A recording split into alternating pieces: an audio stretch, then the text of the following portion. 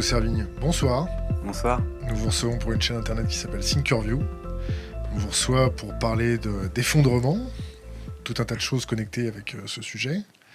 Est-ce que vous pouvez vous présenter succinctement? Eh bien, j'ai une formation scientifique. En ce moment, je fais plutôt des conférences, j'écris des articles, des livres. Je suis papa de 2 enfants. Voilà, et j'habite dans les montagnes. J'ai quitté la ville il y a 3 ans. Voilà. Vous avez fait de l'éthologie? J'ai fait, dans mes études, j'ai commencé par agronomie des régions tropicales. Et puis ça m'a vite déçu en fait. Enfin, c'est Pourquoi? pas ça que j'attendais. L'agriculture comme ça, conventionnelle. Puis en fait, l'option tropicale, c'était marrant parce que c'était le développement. Donc nous, les petits blancs, on allait développer les pays Les petits noirs? tropicaux. C'était pas trop ma conception des choses. Du coup, j'ai eu de la chance parce que j'ai trouvé un prof de zoologie qui m'a initié aux fourmis. Du coup, j'ai fait de la recherche, c'était mon rêve d'adolescent. Et j'ai pu me brancher sur la recherche sur le comportement des fourmis. Puis j'ai enchaîné un DEA et puis une thèse sur les fourmis. Vous connaissez l'algorithme de la fourmi? Non? On reviendra sur ce sujet plus tard. Pourquoi le sujet de l'effondrement? Comment ça vous est venu? Alors C'est arrivé en quelle année? Ça a été un déclic? Ça a été un éclair de lucidité? C'était quoi? Ça a été plusieurs déclics. C'est venu plus tard en fait. J'ai fini ma thèse en 2008. J'ai pas continué la recherche. Et du coup, j'avais déjà, en lisant comme je bossais sur l'écologie, l'évolution, l'éthologie, tous ces thèmes-là, j'étais abreuvé de publications, de chiffres sur la biodiversité, le climat, j'avais touché un peu à l'énergie, tout ça. La politique, j'étais assez engagé, en tout cas politiquement, du coup, De quel bord? libertaire, anarchiste, pendant une dizaine d'années. Donc j'avais 2 vies parallèles en fait, puis elles se sont un peu touchées, rejointes.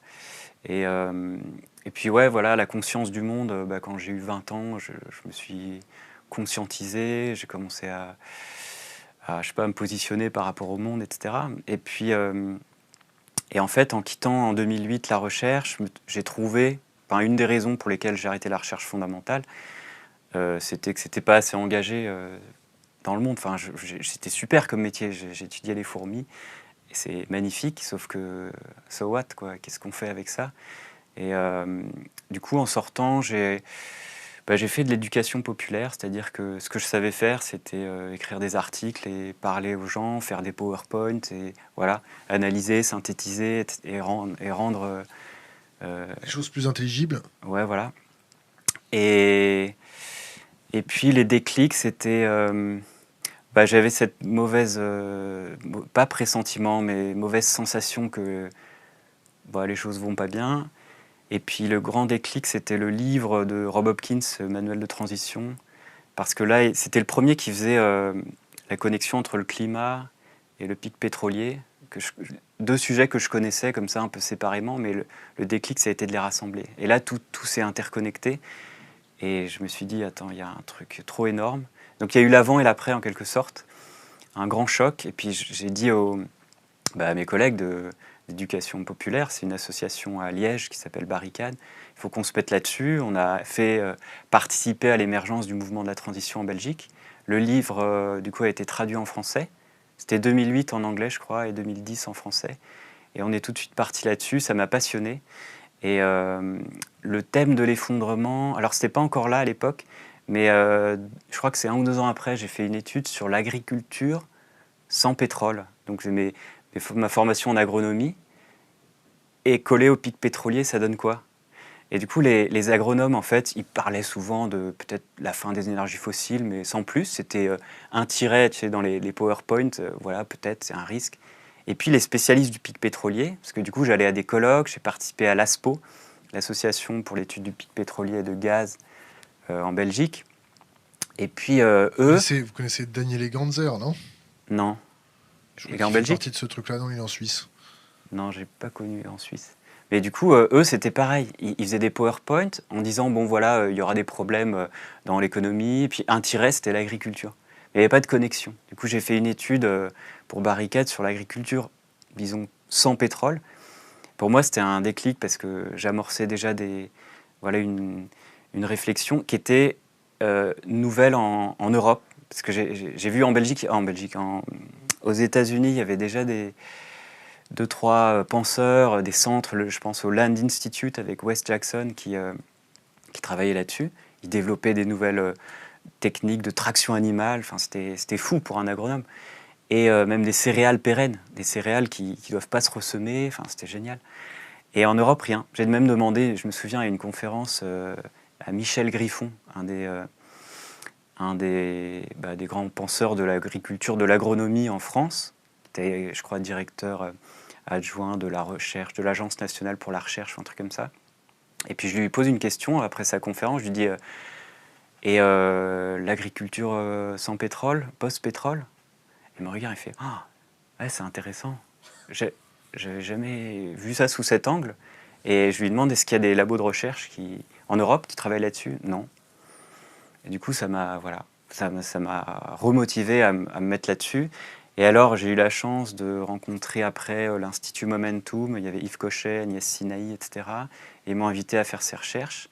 Et là, à présenter ces recherches, pardon. Et là, c'était quoi? Bah oui, c'est Yves Cochet qui m'a demandé du coup de faire un rapport pour le Parlement européen, le groupe Les Verts, sur l'avenir de l'agriculture en Europe. C'était super, mon sujet. Je me suis lâché. Il m'a dit sous l'angle de la résilience. Alors la résilience, la capacité de se remettre des chocs pour un système, ça veut dire quoi? Ça veut dire que si on parle de résilience, on parle de catastrophe. Donc il m'a dit ta carte blanche. Et là, je me suis fait plaisir. Donc j'ai été voir en climatologie, en biodiversité, en pétrole. Et comme j'étais payé pour ça, Combien? j'ai pris... c'était dans les 2000 et quelques, un truc comme ça. Brut, net? Je ne me rappelle plus, je ne sais plus. Et du coup, j'ai pris un été, je me suis pourri l'été avec ma compagne et on avait... C'est toujours un la même bébé. ou... Ouais, c'est toujours la même. Mais on s'est pourri l'été parce que... Enfin, moi, ça m'a bouleversé. J'avais des piles d'articles comme ça et tous les jours, en pleine vacances avec les bébés et tout ça, c'était dur. Enfin, j'ai perdu 6 kilos, je me souviens. Et après, voilà, pendant 4 mois, je me suis gavé de tout ça. Et puis en 3 semaines, c'est sorti, ce rapport. Et ça a fait un petit buzz parce qu'à l'époque, Olivier de Scuter, là, qui était rapporteur des Nations Unies pour le droit à l'alimentation, en fait, il habitait à Bruxelles, je le connaissais, je lui ai envoyé le rapport, il m'a fait c'est super. Il m'a soutenu au Parlement. Et du coup, il y a un éditeur qui est venu me voir. Et moi, j'avais donné toutes mes tripes, tout mon cœur, enfin tout dans ce rapport. Et j'étais content. Du coup, un éditeur est venu me voir, un petit éditeur, il m'a dit, il faut en faire un bouquin. Et c'est marrant parce que à partir du moment où il y a eu le bouquin, bah, on a commencé à m'écouter. C'est bizarre parce que avant, quand il y a eu un rapport, c'est en PDF, c'est un rapport, on s'en fout, c'est un langage technocratique. Ben, il n'y a pas tellement d'impact. Même pour la famille, les amis, bon, t'as fait un rapport, ouais, super. Et puis le bouquin, ça change le regard des gens. Et à partir de ce moment-là, ben, on a commencé à plus m'inviter dans les conférences et de fil en aiguille, d'article en article, de conférence Ça, en c'était en quelle année? conférence. 2014, c'est ça? 2013 le rapport, et le livre du coup il est paru en 2014. Donc de 2009 à 2013, il y a eu enfin ça a mûri quoi. Et après ça s'est bien enchaîné depuis 2013, ouais. Vous n'avez pas fait de dépression à la suite du bouquin? Dépression, j'en ai fait une pendant ma thèse, mais ça avait rien à voir. La dépression, dans tous ces déclics, c'est marrant parce que j'ai fait la liste des déclics, ça je vous invite à le faire, d'ailleurs à tous ceux qui nous écoutent. Des moments où on se fige, on lit quelque chose, on fait « Oh, putain !» Et là on part Voilà, il y a l'avant et l'après. Et en fait j'en ai listé 30 ou 40, et j'ai noté à chaque fois l'émotion qu'il y avait, j'ai noté ce qui s'est passé. Et en revoyant dans le rétroviseur, c'est assez impressionnant. Et le moment de dépression, c'était... mais ça je le raconte souvent, c'est quand j'ai interviewé Denis Meadows, le co-auteur du rapport au Club de Rome. Il était venu en 2011 en France. 2011, ouais, pour présenter la traduction du 3e rapport, traduction en français, que je conseille d'ailleurs. Et puis lui, il disait partout, à Libé, Le Monde, il disait Voilà, il parlait d'effondrement, il disait c'est trop tard. Je me souviens, le titre, c'était Il est trop tard pour le développement durable. Énorme comme titre. Et enfin, ça choquait les gens. Moi, j'étais super content qu'il puisse le dire. Il a été invité à l'Institut Momentum, d'ailleurs. Et, et alors, l'anecdote, c'était marrant parce que j'étais en Belgique et je voulais faire un article pour le magazine écologiste, écologie politique belge, qui s'appelle Imagine demain le monde. Et d'ailleurs, il est publié en France, enfin bref. Et donc, je dis au rédac chef, il faut aller voir Denis Meadows, c'est fou ce qu'il dit. Ok, vas-y, tu l'interviews. Je vais à la conférence de presse le matin et j'étais tout seul.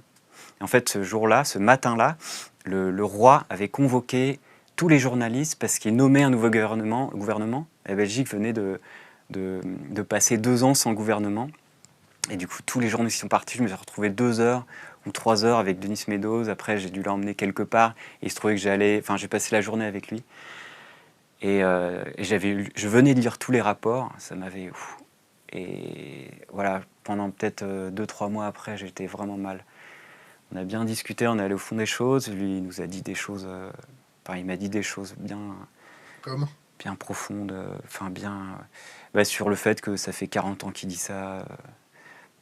Personne l'écoute. Enfin, il revenait d'Allemagne. C'était marrant. Et il avait vu plein de syndrome de la Cassandre.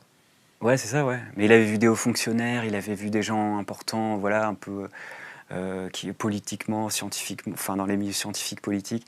Et puis il disait, mais attends, les Allemands, ils se préparent à des chocs importants. Enfin, il y a ça remue derrière. Ça paraît comment? Je ne sais plus ce qu'il m'avait dit. Il disait, ils impriment des Deutschmark en masse, tu vois, alors que on est à l'euro et que personne n'en parle.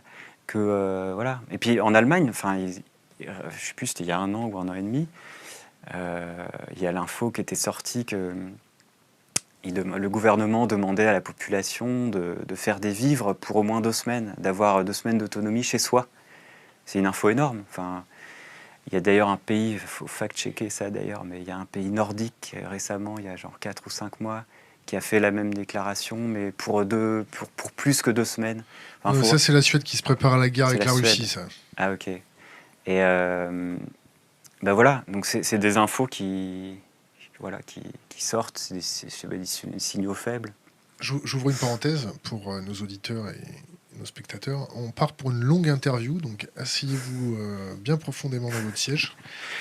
Il n'y a pas d'invité après, et là c'est un sujet, on va le creuser profond. Et on a commencé en retard. Et en plus, par ma faute, on a commencé en retard. Et auditeurs et auditrices, bien entendu. Pablo, cet éclair de lucidité quant aux fondamentaux de soutenabilité sociétale, si on peut se tutoyer, quand tu les abordes avec tes proches, est-ce que tu peux me décrire ton approche selon les différents cercles autour de toi? Alors le cercle proche, ta femme, tes enfants, ta grand-mère, ton cercle un peu plus élargi, ton meilleur pote, et tu grossis. Comment ça se passe? Tu t'abordes ce problème comment? Tranquillement. Bon, alors là, ça a un peu changé avant et après les livres. C'est-à-dire qu'avant, justement, ce déclic de la publication des livres, c'est vrai qu'on me prenait un peu pour un fou, pour un emmerdeur, voilà, ça partait vite en blague. Tu voyais tout en noir. Ouais, moi je sais faire des blagues là-dessus, donc c'était pas tant ça, ça partait sur des blagues et puis on arrêtait d'en parler. Et puis parfois il y avait des petites fissures dans la conversation, des petits éclairs, parfois pendant je sais pas quelques minutes avec les amis, avec la famille, on parlait je sais pas d'OGM, ça intéressait, du coup j'en parlais. Et puis on oubliait. Enfin voilà, c'était pas facile. Avec ma compagne, j'ai eu de la chance, c'était assez graduel. Du coup, ça n'a pas fait péter les choses, mais je sais qu'il y a des amis pour qui c'est un sujet toxique, ça a fait péter des couples et des amitiés. Enfin voilà, c'est normal, hein, c'est un gros sujet. Ça bouleverse les représentations qu'on a de l'avenir, de tout, quoi. Et, alors maintenant, depuis la publication des livres, ça a changé. Ça les met en catatonie émotionnelle. Ouais, non, mais ça rend crédible aussi un discours. Il y a eu ça. Moi, du coup, moi, j'ai eu plus d'expérience pour en parler. Euh, J'aborde, enfin, je sais m'adapter au public, je sais. Et puis il y a les livres qui sont là, du coup, ça fait sérieux. Et ceux qui l'ont lu, ça les laisse libres de parler, d'aborder le sujet avec moi, et donc moi, je l'aborde volontiers. Mais si on l'aborde pas, je vais pas forcer les choses. Je force jamais, en fait. Je cherche pas à convaincre. T'as pas l'impression d'être entouré de zombies? Euh, non, pas tellement. Enfin, je sais. Mais là aussi, il y a un biais parce qu'à chaque fois que je fais une conférence, il y a plein de gens qui viennent, les salles sont combles, et je reçois beaucoup de messages. C'est-à-dire que j'arrive pas à trier, à lire des messages magnifiques de soutien, etc. Donc, ouais, il y a un biais parce que peut-être j'en vois moins des gens incrédules. En fait, je vois beaucoup de gens qui y croient, et ça me touche. Et on est vraiment nombreux, quoi. Enfin, dans les conférences, mais par Internet, il y a vraiment beaucoup de gens qui ont cette intuition, qui comprennent, qui se mettent à croire, qui se mettent à cheminer, et qui font toutes ces... Quoi croire? Ben parce qu'il y a une différence entre savoir et croire. C'est ce que dit très bien Jean-Pierre Dupuy, le philosophe. C'est-à-dire qu'on a tous les chiffres, tout est là. Il suffit de lire un rapport du GIEC, de lire plein de trucs chiants sur Internet. Enfin, faut un peu voilà, se forcer. On rassemble les données, on fait tourner les méninges, tout est là. Enfin, tout est là. Mais c'est dur de lire ça. C'est dur, ça veut dire il faut de la persévérance, il faut du courage, il faut une stabilité émotionnelle, voilà. Et puis à un moment, on sait, sauf qu'il y a des gens qui savent, mais qui ne croient pas. Pourquoi? Ben ça, on en parle dans le bouquin, c'est tous les ressorts de la psyché humaine, c'est-à-dire qu'on devant un fait, l'être humain, il est incroyable, il préfère renoncer aux faits, mais garder ses croyances, plutôt que changer ses croyances pour les accorder aux faits. Un exemple, c'est les économistes, ils ont été formés pour la croissance. Toute l'économie est faite pour et par la croissance. Ils y croient, c'est vraiment c'est comme une religion, quoi. Et il y a un fait qui arrive, par exemple le pic pétrolier. Et alors là, avec les lunettes de la croissance, Ça arrive, on n'arrive pas à le voir. Donc on se dit, bon, le pic de Uber, c'est 70, non, 72, non? aux États-Unis, ouais. Ouais, mais ça a été décrit depuis 70, non?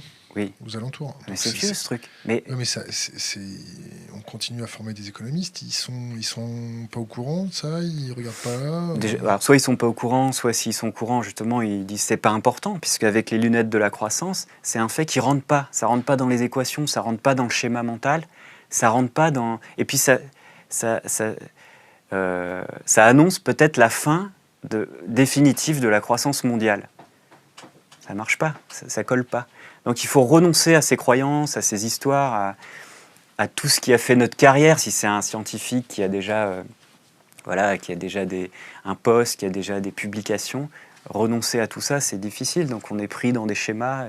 Mais ça, c'est Harari avec Sapiens qui le dit bien aussi. On est pris dans nos croyances, nos histoires, nos mythologies, et on préfère renoncer aux faits que renoncer à nos croyances. Il y avait une secte là-dessus, dans les années 50. Mais ça, les psychologues, ils savent ça depuis longtemps. Dans les années 50-60, alors je ne me souviens plus, mais on en parle dans le bouquin, dans Comment tout peut s'effondrer, là, que le gourou disait à ses adeptes, bon, on va prier, parce que plus on prie, plus on aura des chances d'être sauvés, parce que des extraterrestres vont venir et vont nous sauver. Et puis, Jéhovah, non, je ne sais plus comment ça s'appelait. Les témoins de Jéhovah, ils s'attendent quand même à un gros effondrement, non? Je connais pas les témoins de Jéhovah, mais c'est possible, il y a plein de sectes millénaristes comme ça. T'as un ami imaginaire, tu crois en Dieu? Je crois pas en Dieu en tant qu'ami. Alors, j'ai découvert il y a pas longtemps que j'étais plutôt spinozien, c'est-à-dire une sorte de nature avec un grand N. C'est ça qui est considéré comme Dieu. Ça me parle. Bon, après, je sais pas. Ouais, on va dire ça, mais ça fait un peu un télo, je sais pas.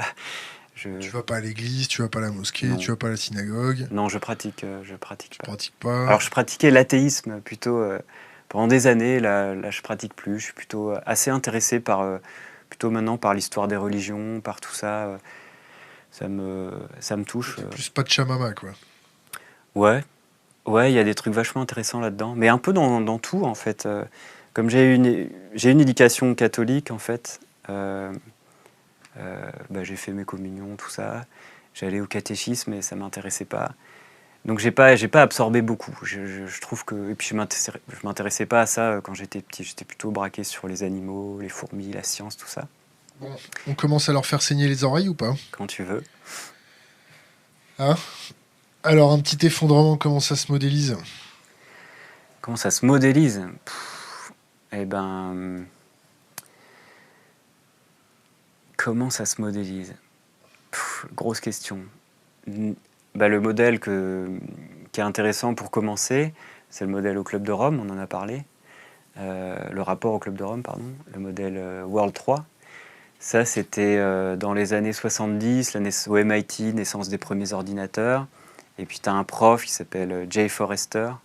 D'ailleurs, celui qui a inventé la mémoire RAM. Il a fait la dynamique des systèmes. Il a créé une discipline où il crée des systèmes avec plein de boucles de rétroaction.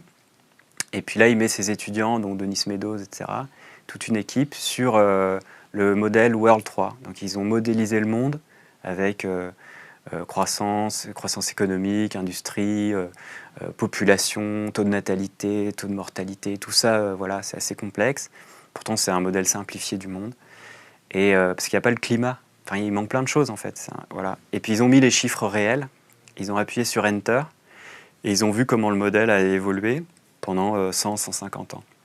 Première modélisation du monde. Et puis, donc, ils appuient sur Enter. Et effondrement des courbes. Combien de temps? Première moitié du XXIe siècle. Donc, ils étaient dans les années 70. Voilà, effondrement entre, 2020, 2015 et 2050. Donc toutes les courbes partent en exponentielle et à un moment, s'effondrent. Et ils se font... J'aurais bien aimé voir leur tête d'ailleurs. Faudrait faire quelque chose là-dessus. Et du coup, ils se disent, on a un modèle informatique, on va bouger les paramètres, on va trouver des solutions. Ok, alors, il y a le modèle population. On va faire du planning familial, tout ça, on va réduire la natalité, diminuer l'exponentielle de la population. Ok, et ils bougent les chiffres, c'est parfait, c'est super l'informatique. Enter, effondrement. Et puis, non, on va doubler les rendements agricoles. Ouais, bonne idée. Hop, x2, Enter, effondrement. Merde. Et puis, on va faire des technologies efficientes, on va dépolluer, on va moins consommer d'énergie non renouvelable, etc. Et plein de solutions. Et à chaque fois, Enter, effondrement. Parfois, effondrement encore plus brutal et plus rapide. Et du coup, à un moment, je crois que c'était au 11e, 12e scénario, je ne sais plus, ils font toutes les solutions en même temps, Enter, et hop, ça se stabilise. Ouf. Donc là, ils publient le rapport. Il y a effectivement une trajectoire, selon le modèle World 3, où tous les paramètres de la civilisation, de la société, du système monde, se stabilisent dans ce qu'ils appelleraient, les Anglais, le steady state economy. Un plateau. Développement durable, un plateau. Développement durable, c'était l'expression dans les années 80. Comment dire en français? Enfin voilà, en tout cas, l'idée, c'était, dans les années 70, on pouvait entrevoir la possibilité de stabiliser notre société en accord avec la biosphère. Style de vie. Nos styles de vie, en accord avec la biosphère. Il n'y avait pas encore trop d'inégalités, encore que... En accord avec les pays, entre guillemets, tiers-mondistes? Alors ça, c'était pas dans le modèle. Il n'y avait pas les inégalités sociales. Enfin, il faudrait complexifier le modèle à fond. Mais c'est vrai que c'est un paramètre qui joue beaucoup dans les inégalités, dans l'accélération des effondrements. D'ailleurs, c'est un modèle qu'on a décrit dans le livre, et c'est paru juste avant, d'ailleurs, quand on était en train d'écrire en 2014, le modèle Handy, Handy, qui a fait pas mal de bruit à l'époque parce qu'il était cofinancé par la NASA. Et du coup, les journalistes, ils avaient fait le buzz en disant la NASA annonce la fin du monde. En gros, c'était un modèle mathématique basé sur prédateur-proie, un truc très simple au niveau équation différentielle. Et ça disait, en gros, qu'ils avaient fait plusieurs scénarios, que plus une société avait des inégalités sociales, économiques, plus elle s'effondrait radicalement, brutalement et de manière irréversible. Pourquoi? Ouais. Ce que tu entends par effondrement, c'est quoi? Dans ce cas-là, enfin, la définition des archéologues, c'est une diminution brutale de la population dans une zone donnée, dans une région donnée. Ça, c'est une définition qui est pas mal quand on regarde a posteriori, quand on regarde le cas de la civilisation romaine, maya, etc. Par contre, pour nous, c'est un peu délicat. Si on dit, et c'est une possibilité, qu'un effondrement global a déjà commencé maintenant, aujourd'hui, parler en termes de population, voilà, cette définition n'est pas terrible. Du coup, nous, on a utilisé la définition qu'avait proposé Yves Cochet, qui est le processus à l'issue duquel les besoins de base de la population, se chauffer, se nourrir, se déplacer, ne sont plus fournis par des services encadrés par la loi et de manière durable. Donc là, c'est une définition voilà, un peu plus discutable, mais plus tangible pour discuter d'effondrement aujourd'hui, pour les générations présentes. C'est pour ça qu'on sous-titre le livre. C'est du genre quoi? C'est genre banlieue 13, la route, c'est du genre quoi? Bon, alors ça, c'est Mad Max, il y a Guérilla d'Oberton, il y a plein de romans post-apocalyptiques, plein d'imaginaires qui émergent du coup quand on parle d'effondrement. Nous, on a choisi le mot effondrement pour ça, justement, pour faire péter l'imaginaire, pour mettre les pieds dans le plat, pour éviter que ça soit récupéré. Parce que moi, j'avais pendant des années utilisé le mot transition, depuis 2009-2010. Transition, la stratégie du mot transition, c'est d'être neutre, justement. C'est un mot gentil, c'est un mot neutre qui ne clive pas.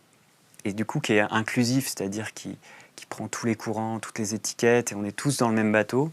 Et on va faire une grande transition, c'est-à-dire qu'on On va... va tous s'aimer. Ça on va va bien tous se s'aimer. passer. C'est vrai qu'il y a un côté positif, mais ça fait du bien. C'est non, un mais côté positif ou c'est un côté bisounours? ce que tu veux, ça dépend de ta culture. Alors, beaucoup de gens traitent ça de bisounours. Tu as un arc-en-ciel sous ton t-shirt? Et pourquoi pas, c'est OK. C'est très positif. J'ai remarqué que ça a provoqué des prises de conscience quand même chez beaucoup de gens dans tous les milieux, donc apolitisés, politisés, de gauche, de droite, des vieux, des jeunes, beaucoup de femmes aussi, parce que dans les milieux politisés, il y avait beaucoup d'hommes. Du coup, là, j'ai vu le public changer, en fait.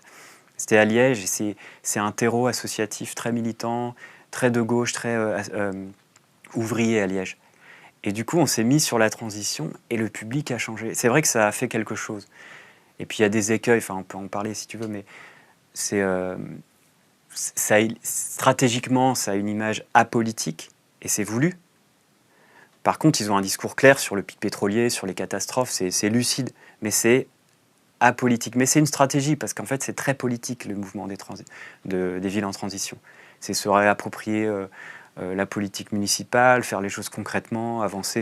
Mais se réapproprier la politique municipale, c'est pas un pansement sur une jambe de bois quand tu vois l'inertie de notre société?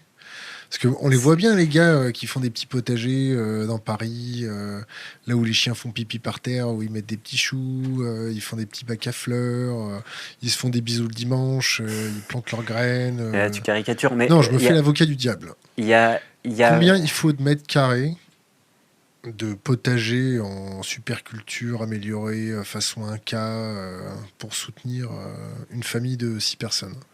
Non, mais c'est pas ça la question. Le truc, c'est que... C'est ma question. Ouais, non, mais on peut discuter de ça. 300 mètres carrés, non? Je sais pas, les mètres carrés. Mais il y a plein... c'est critiquable parce que les potagers sous les toits, il y a les fermes urbaines ultra technologiques qui utilisent l'électricité, des métaux, du verre, etc. Tout est critiquable. Mais il y a, comme je disais, ça prend des années de se rendre compte de ça, et on y va graduellement. Si tu dis à quelqu'un qui découvre, tu lui dis tout, tu lui balances tout, ça le casse. Moi, j'ai déjà cassé des publics. Au début, j'étais enthousiaste. J'ai fait un cours de 4 heures. J'ai balancé tous les graphiques sur le climat et tout. Ils étaient démontés. Ils étaient démontés ou ils n'étaient pas équipés pour comprendre? Mais c'est pareil. Ils n'étaient pas Bon, il y a la manière de le dire, il y a ce qu'on dit, il faut s'adapter au public. Et du coup, toutes ces petites initiatives qui ont l'air gentilles, parce que peut-être ça fait des années qu'on est là-dedans, parce qu'on voit peut-être d'autres facettes, on a d'autres cultures, etc. ça peut paraître dérisoire, mais ça fait du bien aux gens, ça les met dans l'action. Et puis ils se rendent compte après quelques mois que c'est pas assez. J'ai eu beaucoup de gens qui m'ont dit putain, c'est quoi ce potager, ça va pas nourrir ma famille. Mais en même temps, quoi, ils ont fait du lien dans le quartier, ils ont développé un lien, je sais pas, avec les élus. Du coup, ils ont obtenu ça, ils ont obtenu un financement. Ils se sont bougés, ça les a motivés. Et ça leur a permis, par exemple, de quitter leur boulot, de se dire bah, je fais une formation en traction animale. Et puis on y va petit à petit. Je pense qu'il ne faut pas trop juger. Je ne juge pas, je me fais l'avocat du diable. Non, mais il y a beaucoup de gens qui ont tendance à juger. À juger quoi? Bah justement, sur le côté pansement sur une jambe de bois? Bah ouais, et puis de l'autre côté, c'est des caricatures. Il y a les survivalistes. Voilà, les bisounours. Il y a les bisounours et les survivalistes. Et puis chacun... Les bisounours noirs, c'est ça, ceux qu'on les éclaire au milieu du t-shirt, c'est ça? Et voilà, et dans le mouvement de la transition, on caricature les survivalistes. Et moi, je l'ai fait. Pourquoi on les caricature? Bah parce qu'on ne les connaît pas. Pourquoi tu n'as peut-être pas cherché à les connaître? Alors au début, non. Parce que justement, c'était... parce qu'on est pris dans notre culture, etc. On n'a pas le temps d'aller voir. On se dit, bon, ben, on regarde des documentaires dans National Geographic, des trucs américains. On se caricaturé à mort, c'est ça? À mort. C'est pas notre culture. C'est les États-Unis. Et puis on se rend compte qu'en Europe, il y a des gens qui se préparent aussi. Alors on va sur les forums, ça commence à faire peur. Et puis il y a des idées qu'on n'est pas d'accord. Du coup, on se fait, voilà, c'est une nébuleuse. On cherche pas à comprendre. Et ça fait du bien de caricaturer l'autre. Parce que comme ça renforce nos positions, et c'est classique. Alors ce soir, on va caricaturer personne. On s'est permis de vous étudier, vous, d'étudier les survivalistes, d'étudier tous ces gens qui gravitent autour de cette problématique. Et on va échanger autour de ces gens-là. Les survivalistes, il y a le survivaliste de base, et il y a le survivaliste de la upper class qui investit dans un bunker super high-tech où le prix du bunker au mètre carré a explosé. Tu les as suivis, ceux-là, un peu? J'en ai pas rencontré, non. J'ai vu le fameux article du New Yorker qui a été traduit dans Mediapart, là, Le Crieur, qui a fait beaucoup de bruit. Y a eu et même qui achètent en Argentine, d'ailleurs. Qui ça? Il y a beaucoup de gars qui vont acheter des terrains en Argentine pour aller se planquer, en Nouvelle-Zélande, où la densité de population au kilomètre carré est très faible, où ils se font livrer tout ce qu'il faut. Ouais. Il y a des super riches qui étudient les zones du monde les plus stables, là où il n'y a pas de centrale nucléaire, là où il y a un potager, ils ont une piste d'avion directe pour leur ferme en autonomie, il y a leur bunker, tout ce que tu veux. Il y a leur milice. Leur milice. Leur milice, en fait, ils flippent. Ce que montrait l'article, c'est qu'en fait, ils flippent, qu'ils savent, ils se rendent compte, certains, quand on dit ils, effectivement, il y a de tout. Hein. Il y en a qui ne savent pas, il y en a qui ne veulent pas savoir, il y en a qui ne croient pas, il y en a qui se préparent et qui savent très bien. À Davos, en 2000, je crois que c'était 2014, 2013, il faudrait revoir, le thème de Davos, du Forum économique mondial, c'était la résilience. On parlait de tous les risques. Enfin voilà, donc c'est un système qui parle de résilience dans le sens pour perpétuer son salaire. Ça, je sais pas, mais pour se perpétuer, pour maintenir un système. Donc il y a deux phases de la résilience. Il faut voir, le mouvement de la transition, il utilise, c'est la résilience des sociétés locales, des communautés, pour pas mourir, pour pas crever la gueule ouverte. Alors qu'à Davos, c'est la résilience pour maintenir un système économique inique, dégueulasse, etc. Donc voilà, il faut se méfier. Il y a de tout, mais il y a des super riches, effectivement, qui savent très bien, ils sont très bien informés. C'est ce que disait Chomsky, d'ailleurs. Ton bouquin. Non, mais c'était avant. Peut-être qu'ils l'ont lu, d'ailleurs. Mais il y a plein de bouquins. Je lisais quelque part. Tu connais un mec qui s'appelle Michael Ruppert? Ouais, super. Il m'a aussi influencé au début. Enfin, je le connais pas personnellement, mais ses bouquins... Moi, je le connais, ouais. Le documentaire. Tu collapses, c'est ça? Non? Collapse, ouais. Ça m'avait bouleversé à l'époque, ouais. Mais voilà, aux États-Unis, il y avait un chiffre, il faudrait aussi vérifier, mais 12 000 titres de livres sur le survivalisme. Pas 12 000 livres, 12 000 titres différents. C'est une véritable culture. Voilà, il y a beaucoup. Donc forcément, à un moment, on est au courant. Il suffit d'arriver à y croire.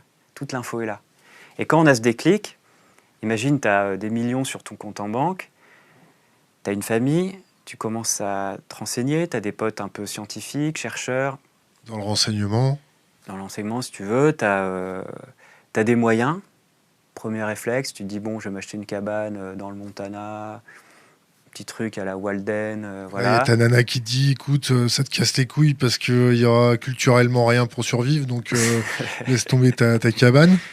Il n'y a pas de musée, tu comprends. Voilà, et si tu as une culture, je sais pas moi, de la peur, une culture de la technologie, une culture, tu as vu plein de films post-apocalyptiques, tu travailles à Silicon Valley, etc., ben, ton truc, ça va être plutôt un bunker en Nouvelle-Zélande, je sais pas moi, ça dépend des cultures, et plein de gens se préparent, mais Ou très sinon, différemment. flamber.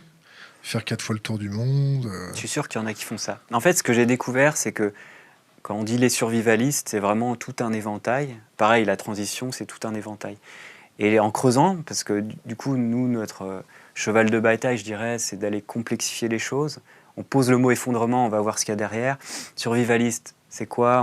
On va essayer de voir derrière, donc ça fait partie de nos futures recherches, même si au début, on a caricaturé, etc., etc. Et donc, survivaliste, eh ben, il y a de tout aussi.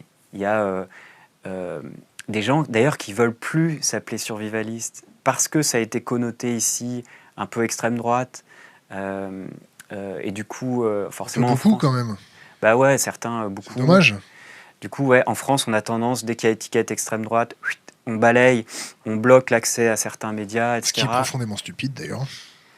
Moi, je trouve aussi, parce qu'il faut aller voir aussi ce qu'il y a derrière. Mais c'est des phénomènes typiques, ce que je disais tout à l'heure. Ah, bisounours, chuit, on balaye d'un revers de main. Survivaliste, on balaye. Pédophile, on balaye. Pédophile, c'est normal Antisémiste, on qu'on balaye. balaye. Mais non, mais il y a des étiquettes. Une fois que tu les as, t'es foutu à vie. C'est fait à dessein de temps en temps, non? Oui, sûrement, ouais. Et du coup, survivaliste, voilà, c'était. Aujourd'hui, c'est connoté extrême droite. Alors, c'est marrant parce que dans les années 70, il y avait des survivalistes.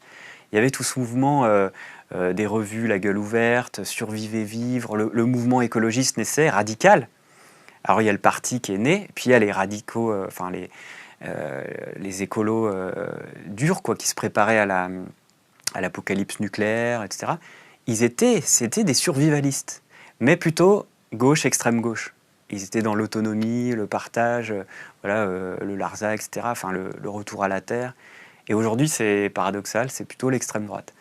Mais il y a des gens justement qui font des retours, comment dire, des stages comment ils disent, de retour à la vie sauvage, d'immersion, De survie. de survie douce. Il y a plein de termes comme ça. Mais ouais, aller manger les plantes sauvages et tout. Refaire tu vois, faire du feu, apprendre à vivre dans la forêt. Mais moi, je trouve que c'est passionnant tout ça. Enfin, c'est pas à balayer d'un revers de main. Et Non, puis, c'est tout à fait. On va prendre ceux qui sont un peu moins bisounours, ceux qui se baladent en treillis et qui mettent des rangers, qui savent, on va dire, survivre dans des milieux hostiles et en terrain hostile. Est-ce que tu as fait une prospective sur l'armée?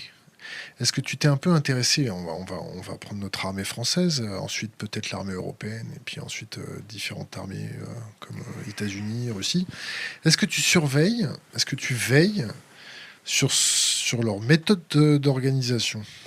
non, je veille pas. J'ai été effectivement en contact avec une personne à l'armée belge qui m'a Armée pas belge. belge, l'armée suisse et l'armée française. Quel grade, quel poste? Je sais pas. Qu'est-ce que tu appelles être mis en relation? Tu les as croisés autour d'une Ben, il y en a bière un, ou... c'est un ami, je savais pas qu'il avait un ancien, enfin un ami de il y a 20 ans, on s'est perdu de vue, on s'est revu récemment et puis il avait fait l'armée. Il avait arrêté ce qu'il faisait, voilà, et du coup il m'a raconté toute sa vie et puis en fait on s'est revu parce qu'il a découvert par ses études d'officier à l'armée le problème du pic pétrolier, que l'armée n'était pas du tout préparée. Donc ça, c'était le belge. Ouais. Ok. En Belgique, c'est pas du tout une culture de la préparation. Et du coup, lui, il a fait un gros travail justement de, sur ces sujets pour amener ce sujet en fait à l'armée. Et c'est passionnant. Et du coup, il y a alors le Suisse, je me souviens plus, mais j'ai découvert que l'armée suisse avait une culture comme les Suisses plus de la préparation. Non seulement chacun chez soi a un bunker, a une arme, etc., et potentiellement soldat, c'est une armée de milices. T'as jamais suivi l'exercice suisse qui s'appelle Stabilo Doué? Avec des milliers de blocages des frontières. Ouais, ouais, Exactement. ouais. Ouais. Si, mais ils ont fait un exercice effondrement de l'Italie, blocage des frontières, effondrement de la France. Ils ont fait une simulation aussi. Il y avait, je sais pas, Afflux massif de... voilà, de réfugiés, donc 6000 Suisses qui étaient mobilisés pour cet exercice grandeur nature. C'était C'est peut-être 2000. 2000. Ouais, Vérifiez, on va se faire ouais, fact-checker. allez, allons-y. Mais en Belgique, c'est très intéressant parce qu'il n'y a pas du tout cette culture de la préparation. Et la Belgique, c'est un pays plat sur lequel toutes les armées passent. Et tu vois, c'est un lieu de passage. En fait, l'armée n'est pas du tout formée pour bloquer, pour garder un pays. C'est pas ça le rôle. Du coup, il n'y a pas cette culture. Et en France, c'est un peu différent, c'est beaucoup plus opaque. Et moi, j'étais juste en relation avec des chercheurs de Saint-Cyr. Donc, c'était pas du tout l'armée. Des chercheurs de quoi? Ils cherchaient, ils trouvaient, c'était chercheurs... C'est des chercheurs sur la géopolitique, enfin je sais pas, des chercheurs. Je suis pas allé les voir, on s'est vu à distance, enfin on s'est parlé à distance. Donc j'ai moins d'infos sur l'armée française, mais j'aimerais bien en avoir. En fait, ce qui m'intéresse, c'est plutôt d'aller voir, comprendre comment ils fonctionnent, comment l'armée peut éventuellement se préparer ou croit en ces infos ou pas. Parce que moi, on avait été influencé dans le livre par des rapports de l'armée allemande, états-unienne, australienne, sur le pic pétrolier. Donc il décrivait très bien les conséquences que ça pourrait avoir. L'armée allemande, c'était effondrement. Si le pic pétrolier a lieu en 2010, et il a lieu, le brut a eu lieu en 2006-2007, l'armée prévoyait un effondrement de nos sociétés 2025-2030. La Bundeswehr, l'armée allemande.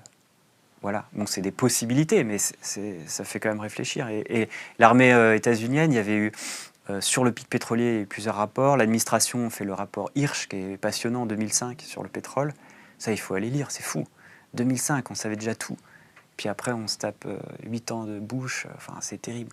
C'est terrible. Et il y a eu pas mal de rapports aux États-Unis. C'est mis en ligne, c'est ça qui est fou, sur le climat. Le rapport entre l'armée, le climat et les possibilités de géopolitique, de déstabilisation, c'est effrayant. Enfin, c'est vraiment fou, quoi. Enfin, tous les scénarios, voilà. Il y a eu scénario plus 2 degrés, ils appellent ça catastrophique. Ils font un scénario plus 9 degrés de moyenne, scénario anéantissement, ils l'appellent, avec, voilà, plus 2 degrés, guerre nucléaire entre Pakistan et Inde pour les ressources en eau. Enfin, c'est fou. La nappe phréatique, là-bas, en Inde, c'est catastrophique, non? La nappe phréatique, ouais, j'ai pas trop d'infos là-dessus, mais c'est vrai qu'il y a la fonte justement des glaciers de l'Himalaya et la diminution de l'eau potable. Là, c'est dramatique, surtout qu'au Bangladesh, montée des eaux. Du coup, ça prend en étau des milliers, des centaines de millions de personnes. Et en plus, avec les tensions ethniques, etc., là, ils sont en train de construire un mur de je ne sais pas combien de kilomètres de long entre les deux. Voilà, il y a un climatologue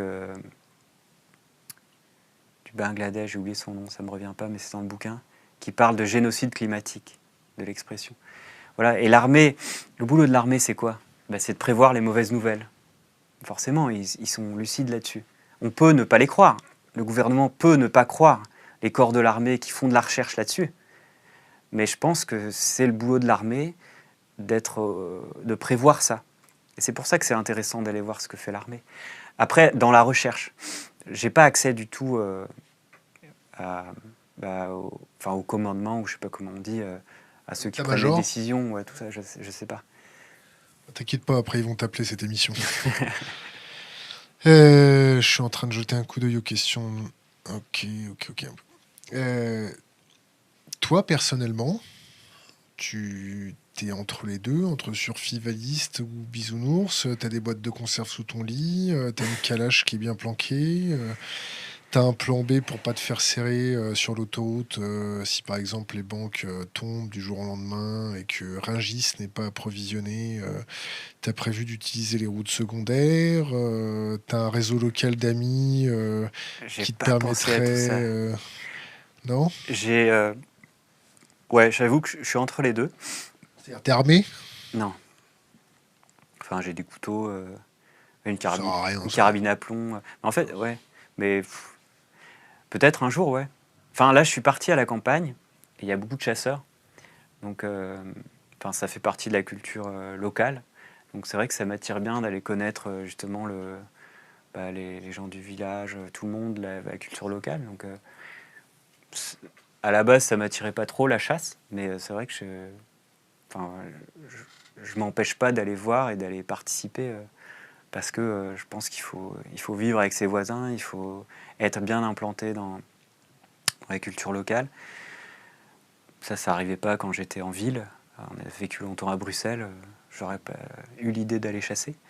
Mais voilà, non, c'est pour dire que j'ai découvert récemment, je pense qu'on a tous un survivaliste en nous, en fait, qui s'exprime plus ou moins, qu'on peut, Mais c'est normal, c'est une sorte de besoin de sécurité quand on a une famille, quand on commence à se faire des délires sur des scénarios, etc. Et L'instinct de conservation chez Pablo, ça donne quoi? moi, je suis plutôt dans l'organisation. Gérer je sais pas, le quartier, les voisins. Même, je serais plutôt pour aller voir. On est dans un petit village, donc le conseil municipal, comment ça s'organise, tout ça. Je suis pas trop dans les scénarios où des hordes de gens affamés viennent nous dévorer, nous égorger, tout ça. Est-ce que tu as lu Gustave Le Bon sur la psychologie des foules? Psychologie des foules. Ouais, moi, je suis pas trop sur l'irrationalité des foules. Donc l'idée, c'était que l'être humain seul, il est rationnel, il peut être rationnel, mais dès qu'il est en foule, c'est irrationnel. Alors, il peut y avoir des mouvements irrationnels de foule, mais je pense qu'il a trop exagéré le trait. Je pense que... T'as jamais vu des gens qui achetaient du Nutella, toi, non? Mais non, mais il y a des mouvements de foule, mais c'est des cas particuliers. L'exemple du Nutella, je pense qu'il est parlant. Il y a des gros biais là-dedans. Raconte. Déjà, c'est pas passé partout.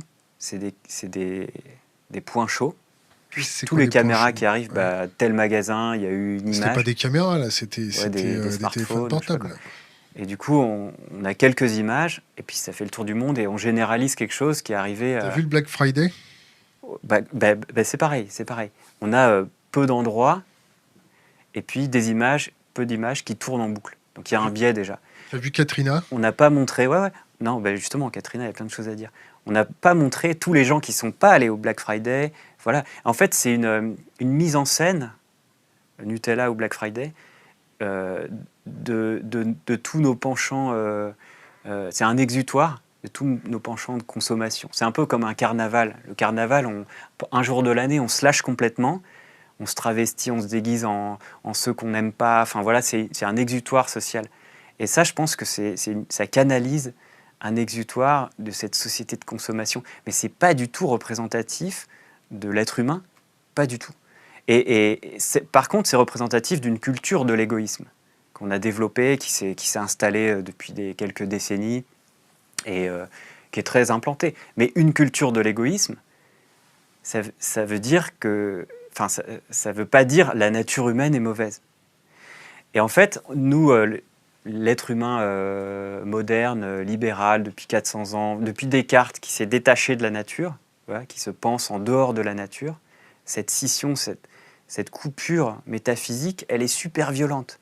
Et là, on la vit parce que dès qu'on voit des images d'êtres humains qui sont violents entre eux, voilà, on en déduit la nature humaine est mauvaise. Parce qu'on n'a aucune idée de ce qui se passe dans la nature. Et c'est l'objet de notre livre L'entraide, l'autre loi de la jungle, qui est sorti là il y a quelques mois, pour lesquels j'ai tourné en ce moment. On a écrit avec Gauthier Chapelle, qui est un biologiste, et on est allé voir dans la nature ce qui se passe. Il y a énormément d'entraide. Toutes les espèces ont des relations mutuellement bénéfiques avec d'autres espèces. Ça, c'est des espèces sauvages. Toutes. D'accord, là on va passer sur du bon élevage. La coévolution. Tu connais le proverbe qui dit quand il n'y a plus de foin dans les râteliers, les chevaux se battent? Tu le connais celui-là? Non, je connaissais pas, mais ça m'étonne pas. C'est du bon terroir bien de chez nous. C'est de où? Ouais, Bourgogne. Quand il n'y a plus de foin dans les râteliers, les chevaux se battent. Si demain, je te mets dans le cas de figure, plus d'approvisionnement de Rungis. Alors, selon le paramètre, grève, ou selon le paramètre climat, ou selon le paramètre attentat, ou selon le paramètre... Il y en a plein, on pourrait continuer longtemps sur le paramètre. Donc, trêve, on va dire grève de la chaîne alimentaire ou rupture de la chaîne À alimentaire. Rungis, on est mal là. Enfin, à D'accord. Paris, ils sont mal. Les taxis, ils ont décidé d'arrêter de faire chier le monde aux aéroports. Ils ont décidé d'être un peu plus genre intelligents. Ils se mettent devant Rungis. Bon, là, t'as l'armée qui débarque. Bah, il y a eu le cas en Grande-Bretagne en 2000, 150 grévistes, des camionneurs qui transportaient du pétrole, 150 qui font la grève. Au bout de 5-6 jours, l'armée était prête à intervenir. Donc le pétrole qui est aussi de la calorie. Donc c'est... Ouais, des joules, ouais. Non, mais c'est grave parce qu'il y a eu des opérations annulées, des opérations chirurgicales, il y a eu des entreprises qui ont fait faillite, qui n'ont pas redémarré, les écoles fermées. Voilà, en 3-4 jours. En fait, c'est une crise cardiaque de la société. Et crise cardiaque, chaque seconde, chaque minute qui passe, si tu réanimes pas, tu risques de plus pouvoir revenir à l'état normal, l'état initial. Et nous, on a tellement interconnecté, homogénéisé tout, avec des chaînes d'approvisionnement en flux tendu, avec des ordres, que la crise cardiaque, on ne peut plus se permettre 2, 3, 4 jours, une semaine. C'est dramatique, une semaine de blackout, c'est la folie. Alors qu'avant, nos grands-parents, ils avaient 2 mois, mais c'était normal d'avoir 2 mois de nourriture chez soi. Saucisson. C'était normal. Mais dire maintenant, aujourd'hui, on te prend pour un survivaliste parce que tu as 2 mois de stock chez toi, c'est fou. Donc on a une culture de l'hétéronomie, c'est-à-dire qu'on est le contraire d'autonome. On est devenu hétéronome, dépendant d'un système qui nous nourrit au jour le jour en flux tendu. C'est hyper fragile, hyper vulnérable. Bon, Rungis pète, se bloque, c'est pareil. En 2-3 jours, c'est la panique. Alors pourquoi ça peut être la panique? Attends, c'est la panique, ça dépend. C'est là que c'est intéressant. Dans certains points, il peut y avoir des tensions. Donc l'effet Nutella, on va l'appeler. Ok. Parce que tu as une culture de l'égoïsme. Ça ne veut pas dire que la nature humaine est comme ça. Ça veut dire qu'on a appris à être comme ça. Et ça, on le montre bien dans notre livre sur l'entraide. Nous, ce qu'on montre, c'est que c'est pas les pénuries le problème. C'est les pénuries à venir. En fait, l'être humain, il sait gérer les pénuries depuis des centaines de milliers d'années. On a été fait là-dessus. On a évolué là-dessus. Ce qui est dangereux, c'est d'arriver dans les pénuries avec une culture de l'égoïsme, en croyant que l'autre, il va te bouffer la gueule. Et c'est ça la boucle. Tu vois, il y a un paradoxe temporel, philosophique, métaphysique, d'ailleurs que démêle bien Jean-Pierre Dupuis. Il y a une prophétie autoréalisatrice. Si tu crois, si tu es dans le bain culturel, que ton voisin, dès qu'il n'y a plus de nourriture, il va venir te voler, tu peux que te préparer à ça. Et en te préparant, en croyant ça, les autres te voient et du coup, ils croient. Et ça crée les conditions que tu voulais justement éviter. Écoute, on va rester très terre à terre. On va pas dire, voilà, par mimétisme, mon voisin se prépare, moi aussi je me prépare, parce que quand tu extrapoles ce sujet-là, ça donne la guerre froide et tout un toin. Bon. Ouais. Là, on va parler simplement d'apport calorifique. D'accord? Quand tu as une catastrophe naturelle ou quand tu as, on va dire, imaginons un attentat sale avec 4 canettes de matière fissile qui explosent là où il y a de l'alimentation, de la flotte ou des choses comme ça. On s'est rendu compte, par exemple, avec Katrina, qu'au bout de 48 heures, les gens, même les plus gentils, commençaient à se poser des questions. Aller dans la rue, faire des rapines. À Katrina, à 2005, à la Nouvelle-Orléans. Ouais, et puis même à Saint-Martin, récemment, non? Justement, en fait, on a creusé la question, et puis il y a pas mal d'études qui sont parues là-dessus. On a fait la compile. Donc c'est Jacques Lecomte, le psychologue, qui a écrit un livre qui s'appelle La bonté humaine, qui nous a pas mal influencé, il nous a mis sur la voie. C'était paru en 2010 chez Odile Jacob. Et puis lui, il a fait une compile aussi des psychologues, des sociologues qui ont étudié les témoignages des rescapés des catastrophes. Et du coup, il y a un livre génial aussi en anglais, il faut absolument le traduire, c'est de Rebecca Solnit, A Paradise Built in Hell.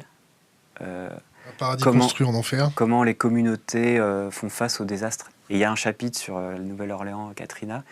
Et en fait, ce qu'il montre, c'est que dans toutes les catastrophes, les catastrophes brutales, tsunami, attaque terroriste, crash d'avion, incendie, tremblement de terre, etc., le comportement majoritaire, mais ultra majoritaire, c'est l'entraide et l'auto-organisation. Plus on va à l'épicentre, plus il y a du silence, pas du tout de panique, de l'auto-organisation et des actes d'altruisme extrême. Les tours jumelles, pareil, les témoignages... Ça, c'est des épiphénomènes. Ah non, non, non, non. Non, mais les C'est tours jumelles, massif. Les scientifiques ont même abandonné le terme de panique. Alors, ce qui se passe, non, mais c'est normal, parce que quand on est choqué, quand tu vois tout ton environnement, voilà, tu cherches la sécurité. Tu cherches d'abord à aider l'autre. Ça, c'est sur le moment. Là où peut arriver la culture, là où la culture de l'égoïsme est toxique, c'est un moment quand ça retombe, et puis quand l'entraide, qui était magnifique, tu vois, dans les survivants, il y a des gens, des voisins, ils trouvent une casserole, ils se font à manger, enfin, ils survivent, quoi. L'être humain, il est comme ça, fondamentalement. Après, l'entraide peut se dégrader. Et ça, c'est passionnant, ce qu'on montre dans le bouquin sur l'entraide, c'est que l'entraide est puissante, mais elle est aussi fragile. Et dans un groupe, il suffit que tu aies un tricheur, deux tricheurs, ou comment ils disent les économistes, des passagers clandestins, pour que les autres qui coopéraient et tout ça, ils se disent « Ah ouais, mais lui, il triche, putain, lui, il a volé. Merde, bon, moi, j'arrête de coopérer, j'arrête de participer au bien commun. » Et là, l'entraide s'effondre, mais comme une traînée de poudre. Et là, tu as la culture de l'égoïsme qui revient. Et pourtant, les banques, elles trichent. Alors, mais justement, les politiques, ils trichent. Non, mais il y a des études d'économie passionnantes. La corruption, il y a beaucoup de tricheurs en ce moment. Et bien ça, c'est toxique pour la société. On est dans des sociétés ultra coopératives, d'accord, de millions d'individus. C'est unique dans l'espèce. De milliards. Milliards, si tu élargis. C'est unique dans le monde animal. C'est unique. On est une société, une espèce ultra sociale. L'être humain, c'est fou. Même entre personnes anonymes qui ne se connaissent pas, qui n'ont rien à voir génétiquement entre eux, etc. C'est fou. Et on arrive à faire cette cohésion à cause de la culture. On est des sociétés ultra coopératives grâce à notre culture. Les coopératives, les syndicats, l'école, Internet, tout ça, c'est des incroyables outils collaboratifs. C'est pas du vernis complètement bidon. Non, c'est la base. Regarde, et puis, tu as une culture de l'égoïsme qui vient, tu as des banquiers, et puis ça s'installe peu à peu, ça grignote, ça ronge, et puis ça peut faire renverser, tu vois, il y a et puis il y a un seuil à partir duquel ça peut. Tu trouves pas que c'est du vernis regarde, tu me parles d'une société qui coopère, on va élargir au monde. Il n'y a pas de guerre. Je parle pas d'un monde bisounours. D'accord. Dans la nature. Tu me parles d'un effondrement d'une société thermo-industrielle. Il n'y a pas que la France, l'Europe, la Suisse et la Belgique. Si le dollar se vautre, que les Africains n'arrivent plus à acheter à manger, je dis les Africains entre guillemets, hein, les pays pauvres, en face de la ceinture méditerranéenne, est-ce que tu crois que les Suisses ils vont les accueillir à bras ouverts?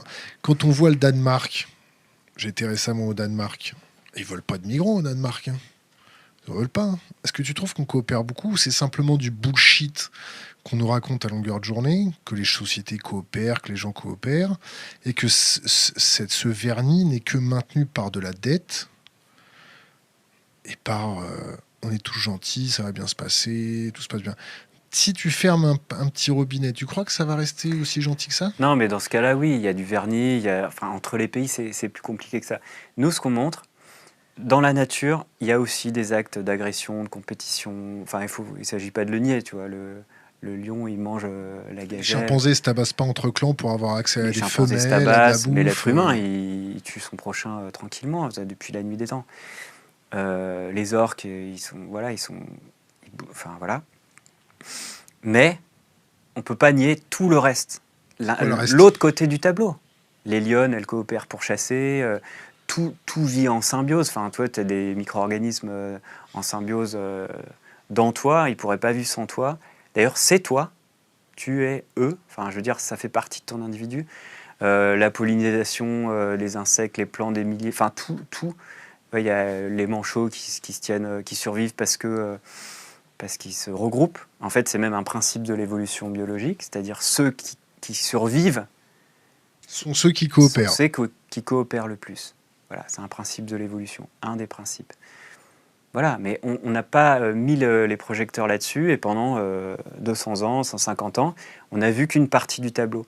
Nous, ce qu'on montre, c'est que on a une jambe hypertrophiée, tu vois, en culture de la compétition, et une jambe atrophiée. L'altruisme, ouais, c'est pour les naïfs, c'est bisounours. La coopération, les mutualismes, ça marche pas. Mais en fait, non.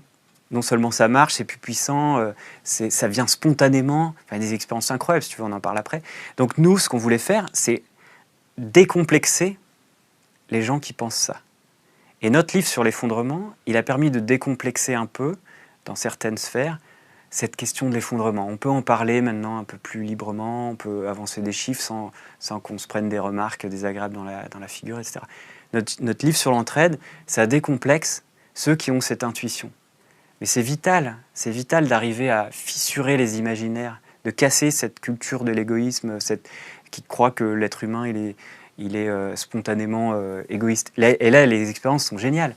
Non seulement en temps de catastrophe, tu as des tendances prosociales extraordinaires, mais en temps ordinaire, donc il y a des économistes qui ont fait des expériences où ils ont mis autour de la table des gens, ils leur ont filé 10 ou 20 dollars, et puis ils ont fait des expériences, et en bougeant des paramètres, ils mesurent la capacité prosociale, coopérative ou égoïste des gens.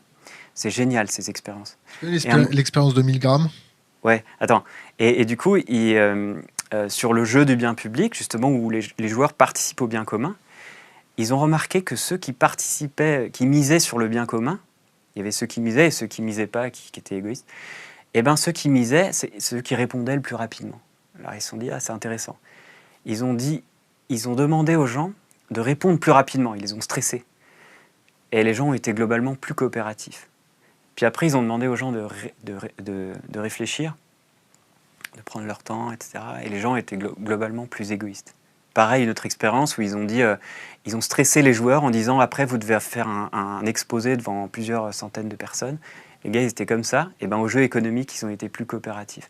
Quand l'être humain est stressé, il est en mode intuitif, il est spontanément plus altruiste. C'est fou. Ok, c'est fou.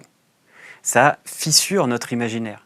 Ça ne veut pas dire que c'est un monde de bisounours. Ça veut dire que si tu réfléchis, tu peux entuber ton voisin, le tuer, tu peux t'organiser pour massacrer, tu peux coopérer pour massacrer ton voisin. Tu en parlais, les guerres, c'est ça. Et justement, on commence à voir l'architecture entre coopération et compétition, comment ça s'emboîte. C'est ça qui est magnifique. On arrive à devenir compétent en compétition et en coopération. Et c'est beau. Et du coup, on peut comprendre, donc ça, on a un chapitre là-dessus sur la géopolitique. C'est-à-dire qu'on arrive à un moment de l'humanité où le changement climatique... Donc, ouais, un des meilleurs moyens de faire coopérer un groupe, c'est de créer un grand méchant loup, un ennemi commun. Okay, ça, c'est classique pour faire une guerre. Pour souder un peuple, tu fais la guerre aux voisins. Un terroriste. Ça, c'est... Ouais, voilà. Mais Pierre connaît ça, justement, dans L'ennemi intérieur. Non, la fabrication d'un ennemi, je crois. Fabrication de l'ennemi. De l'ennemi, super bouquin. Il parle de tous les moyens de fabriquer un ennemi aussi pour justement coopérer. Bien. Eh ben, on peut voir le changement climatique ou la possibilité d'un effondrement ou les chocs systémiques globaux, tout ce qu'on dit là depuis le début, comme en fait le nouveau grand méchant loup qui pourrait permettre une coopération internationale. L'humanité va enfin se serrer les coudes pour ne pas mourir en fait, pour ne pas s'auto-suicider, pour résister, enfin pour survivre ou vivre plus longtemps au changement climatique. Le problème, c'est qu'il manque plusieurs ingrédients, et on les détaille dans le livre. Pour qu'il y ait entraide dans un groupe, il faut qu'il y ait sentiment de sécurité, qu'on se sente bien avec les autres dans le groupe. C'est pas gagné au niveau international, parce qu'on sait qu'il y en a qui trichent, il y a des services secrets, tout ça c'est le bordel. 2, sentiment d'égalité ou d'équité. On en est loin. Quand tu as les États-Unis, tu as 5 pays qui ont le droit de veto, enfin déjà, c'est pas au niveau de l'ONU, il n'y a pas du tout d'équité. Tu as des petits pays, tu as des grands pays, enfin, pas du tout de sentiment d'équité. Mais ça, c'est hyper toxique pour un groupe. Le sentiment d'inégalité ou d'injustice, alors là, ça provoque un effondrement de la... Tu as déjà essayé d'enlever un gâteau à un obèse ? De quoi? T'as déjà essayé d'arracher un gâteau à un obèse? Voilà. Qu'est-ce qui se passe? Bah, Le train de vie américain est pas négociable. ouais, c'est ça. Bon, C'est après, tu as la la question de COP la dépendance 21. aux Ouais. drogues. Enfin, je veux dire, dépendance au pétrole, c'est une vraie drogue. La dépendance à la dette À la aussi. dette, ouais, à La la dette qui est croissance, etc. simplement Ouais, une tout à fait. calorie espérée, future. Attends, le troisième sentiment, c'est le sentiment de confiance. C'est juste pour terminer ça. Par rapport à la, à la dépendance à une drogue, ça, petite parenthèse sur le mouvement de la transition, je trouve ça vachement intéressant si vous creusez. Enfin, le manuel du transition en parle bien. Une des techniques pour justement se libérer du pétrole, ils ont été les prendre dans la psychologie Les toxicos. de sevrage, ouais, des toxicos. Et c'est passionnant, du coup on fait des groupes d'entraide, etc. Et c'est les mêmes au niveau collectif. Tu as les mêmes méthodes de psychologie, je sais pas comment dire, de suivi, Sur des petits groupes. des petits groupes, enfin dans les transitions, quoi. C'est toujours des groupes locaux, de quartiers, etc. Et tu peux faire ça et ça te sert à te désintoxiquer du pétrole. Je trouve ça génial. Ça permet d'avancer. C'est peut-être pas la panacée, mais en tout cas, ça montre bien qu'effectivement, au pétrole, enfin, on est complètement drogué. Un produit pas cher. Enfin voilà, le pétrole, c'est magique. C'est une source d'énergie magique et on ne peut pas s'en passer, quoi. Alors une question d'internet. Ne vaudrait-il pas mieux accélérer l'effondrement? Ouais, c'est une question qui revient souvent. Euh, pour l'anecdote, j'ai été voir le film Demain. Et tout le monde en parlait et j'ai trouvé ça ok, c'est cool. Moi, ce que j'ai adoré, c'est que dans la première scène, attends, je fais un petit détour, mais je viens à la question. Dans la première scène, ils interviewent Barnowski. Ah, pour moi, c'est un de mes héros scientifiques qui décrit la possibilité d'extinction d'espèces humaines. Enfin, il est vraiment à fond collapse. Vraiment, c'est très chouette ces études. Et tu as Cyril Dion et Mélanie Laurent qui l'interviewent. J'ai trouvé ça génial. Et les gens, il y a tout le film qui se passe, c'est la fin du film, les gens ils se lèvent, ils applaudissent. J'ai trouvé ça fou. On applaudit, et il y a un gars qui dit attends, mais c'est vraiment possible qu'il y ait une extinction d'espèces humaines pour les questions climatiques, Juste parce qu'ils sont comme des cons à applaudir.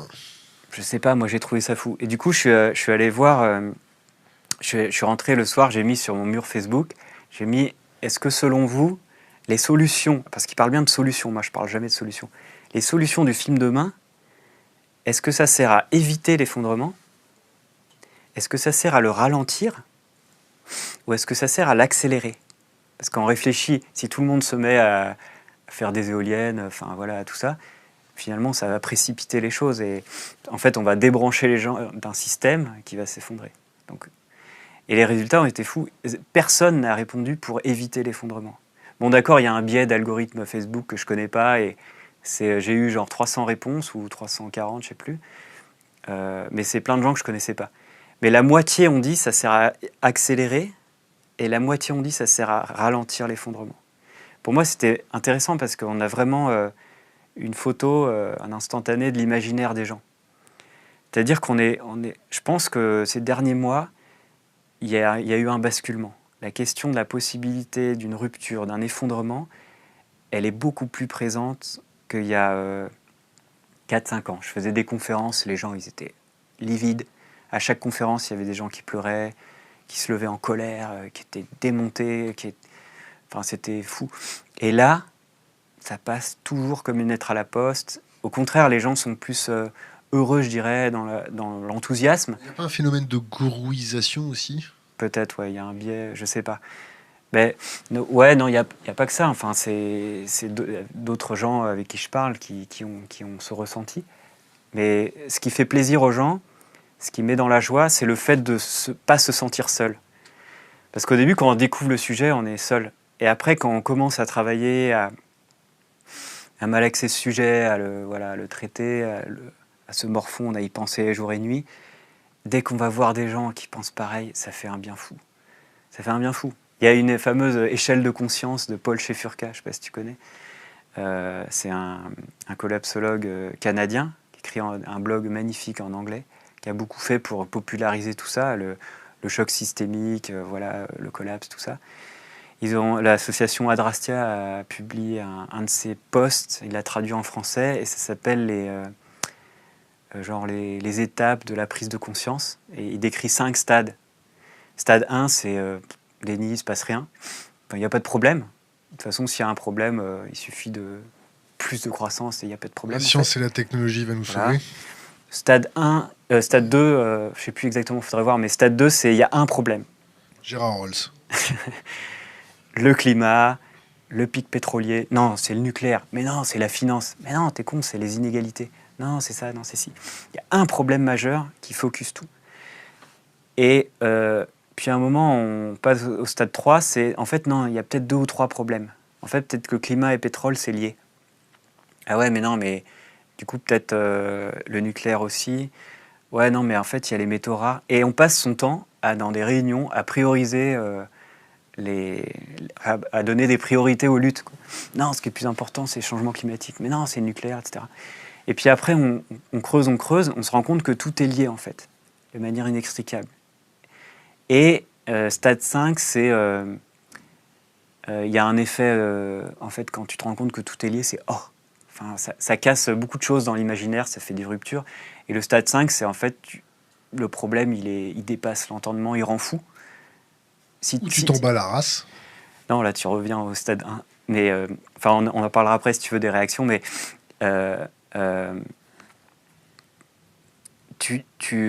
si tu penses trop, tu deviens fou. Et si tu n'y penses pas, tu deviens fou aussi. Et le problème, c'est qu'à chaque stade, on perd 90% des gens. Tu vois, 10%, 10%, de 10%, de 10%. On se retrouve très peu nombreux à être au stade où on se dit, mais en fait, ça va tout changer, le futur, la représentation du monde, mon rapport avec les autres humains, avec les non-humains, avec mes enfants, avec ma femme, avec... En fait, c'est un problème. Et là, tu pars dans la représentation, enfin tout. Et du coup, il y a plein de gens qui disent c'est un chemin spirituel, c'est une transition intérieure. D'ailleurs, Paul Chefurka, il a arrêté, il y a genre un an et demi, il a dit « I quit ». Il a fait un post sur Facebook, il a dit « j'arrête la collapsologie ». Et il a pris un chemin spirituel très riche d'ailleurs, c'est passionnant. Mais Michael Ruppert, il s'est tranché la gorge. Ouais, un autre chemin. Mais je crois qu'il s'était flingué. Du moins, les informations que j'ai, c'est il a pris sa dague, il s'est ouvert. Ah, j'avais vu que c'était... Il y a eu un reportage. Ouais, bon, bref. Fact-checké. Quelqu'un qui connaissait l'hymne française, qui parlait français. Ouais, il était vraiment un whistleblower. Mais justement, c'est le destin des Cassandres. C'est dur d'avoir raison avant tout le monde. Et bon, là, heureusement, on commence à être nombreux, donc c'est pas si dur que ça. Et je pense qu'il faut continuer à s'approprier le sujet. Il y a plein de jeunes, même de moins jeunes, qui commencent à se décomplexer, quoi, et ça fait du bien. Enfin, ça devient, je dirais pas de notoriété publique, mais j'ai l'impression que beaucoup de gens savent et du coup s'interdisent d'en parler en public. Quand on a une certaine position, stature. Enfin, j'ai l'impression que ça s'est retourné, que maintenant les gens savent et n'en parlent plus volontairement, plutôt que ne savent pas, et tu vois.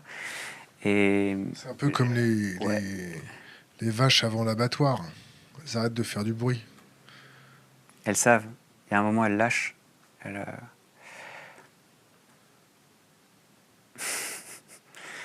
y a un truc qui se passe ces derniers mois.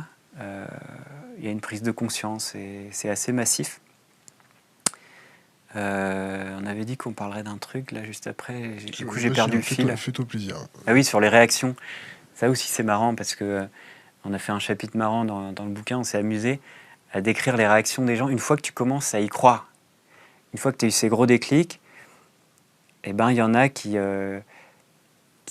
sont dans la colère plutôt, qui disent bien fait pour la gueule à ce système, vivement que ça s'effondre. On les a appelés ça va pétistes, ça va péter. Ils disent voilà, ça va vite péter, bien fait, bien fait. Et un jour ou l'autre, tout se paye. Voilà. Et du coup, c'est plutôt un ressentiment, voilà, un système inique, dégueulasse, et voilà, et vivement. Alors, je ne sais pas si la personne s'inclut dedans, ou se voit en train de voir le monde s'effondrer, je ne sais pas. Mais c'est une réaction assez courante. il y a ceux qui, au contraire, se disent bon, bah attends, c'est foutu. Allez, on va au bistrot, on va boire des verres. Tant qu'à faire, on va se faire plaisir. C'est la fin, voilà. Bistrot, et il y a des trucs plus sympas que le Ou le bistrot, plus quoi. sympa, si tu veux. Faut Puis il y en a Faut qui. essayer Saint-Barth, c'est pas mal. Et il y en a justement, le côté profiter de la vie, qui le décline dans le mauvais côté, c'est-à-dire on va faire chier les gens une dernière fois avant de mourir, et du coup qui se mettent à polluer, à saccager tout parce que c'est la fin. Et puis tu as la réaction, et après tu as tout l'éventail des réactions entre on est tous dans le même bateau, c'est tous ensemble, sinon rien. C'est plutôt ce qu'on a appelé les transitionneurs. C'est un mouvement plus collectif, plus non violent, plus pacifiste. Et puis la caricature, on est encore dans les caricatures. À l'autre bout de l'éventail, c'est je vais me terrer chez moi dans mon bunker parce que tout le monde est potentiellement un danger. Donc le côté survivaliste. Donc, et là-dedans, il y a tout l'éventail. Et je pense qu'on est un peu tous là-dedans, quoi. Le côté tous ensemble, on va plus loin, et le côté tout seul, on va plus vite. Toi t'es plutôt tous ensemble, on va plus loin, c'est ça? Je l'étais très fort au début, et là, je suis un peu les deux maintenant, j'avoue. Ouais. Tout seul, on va plus vite? Ouais. Alors, c'est marrant parce que tu peux l'inverser. Tu sais. Tout seul, on va plus vite, ensemble, on va plus loin. En fait, tout seul, on fait rien, et ensemble, c'est le bordel. Quand t'as mal dormi, quand t'es fatigué, parfois, c'est un peu ça. Bah ouais, mais tout est plus complexe que ce qu'on croit. Hein. Non, mais ça risque d'être assez le bordel quand même. Et ça, il faut s'y préparer, je pense.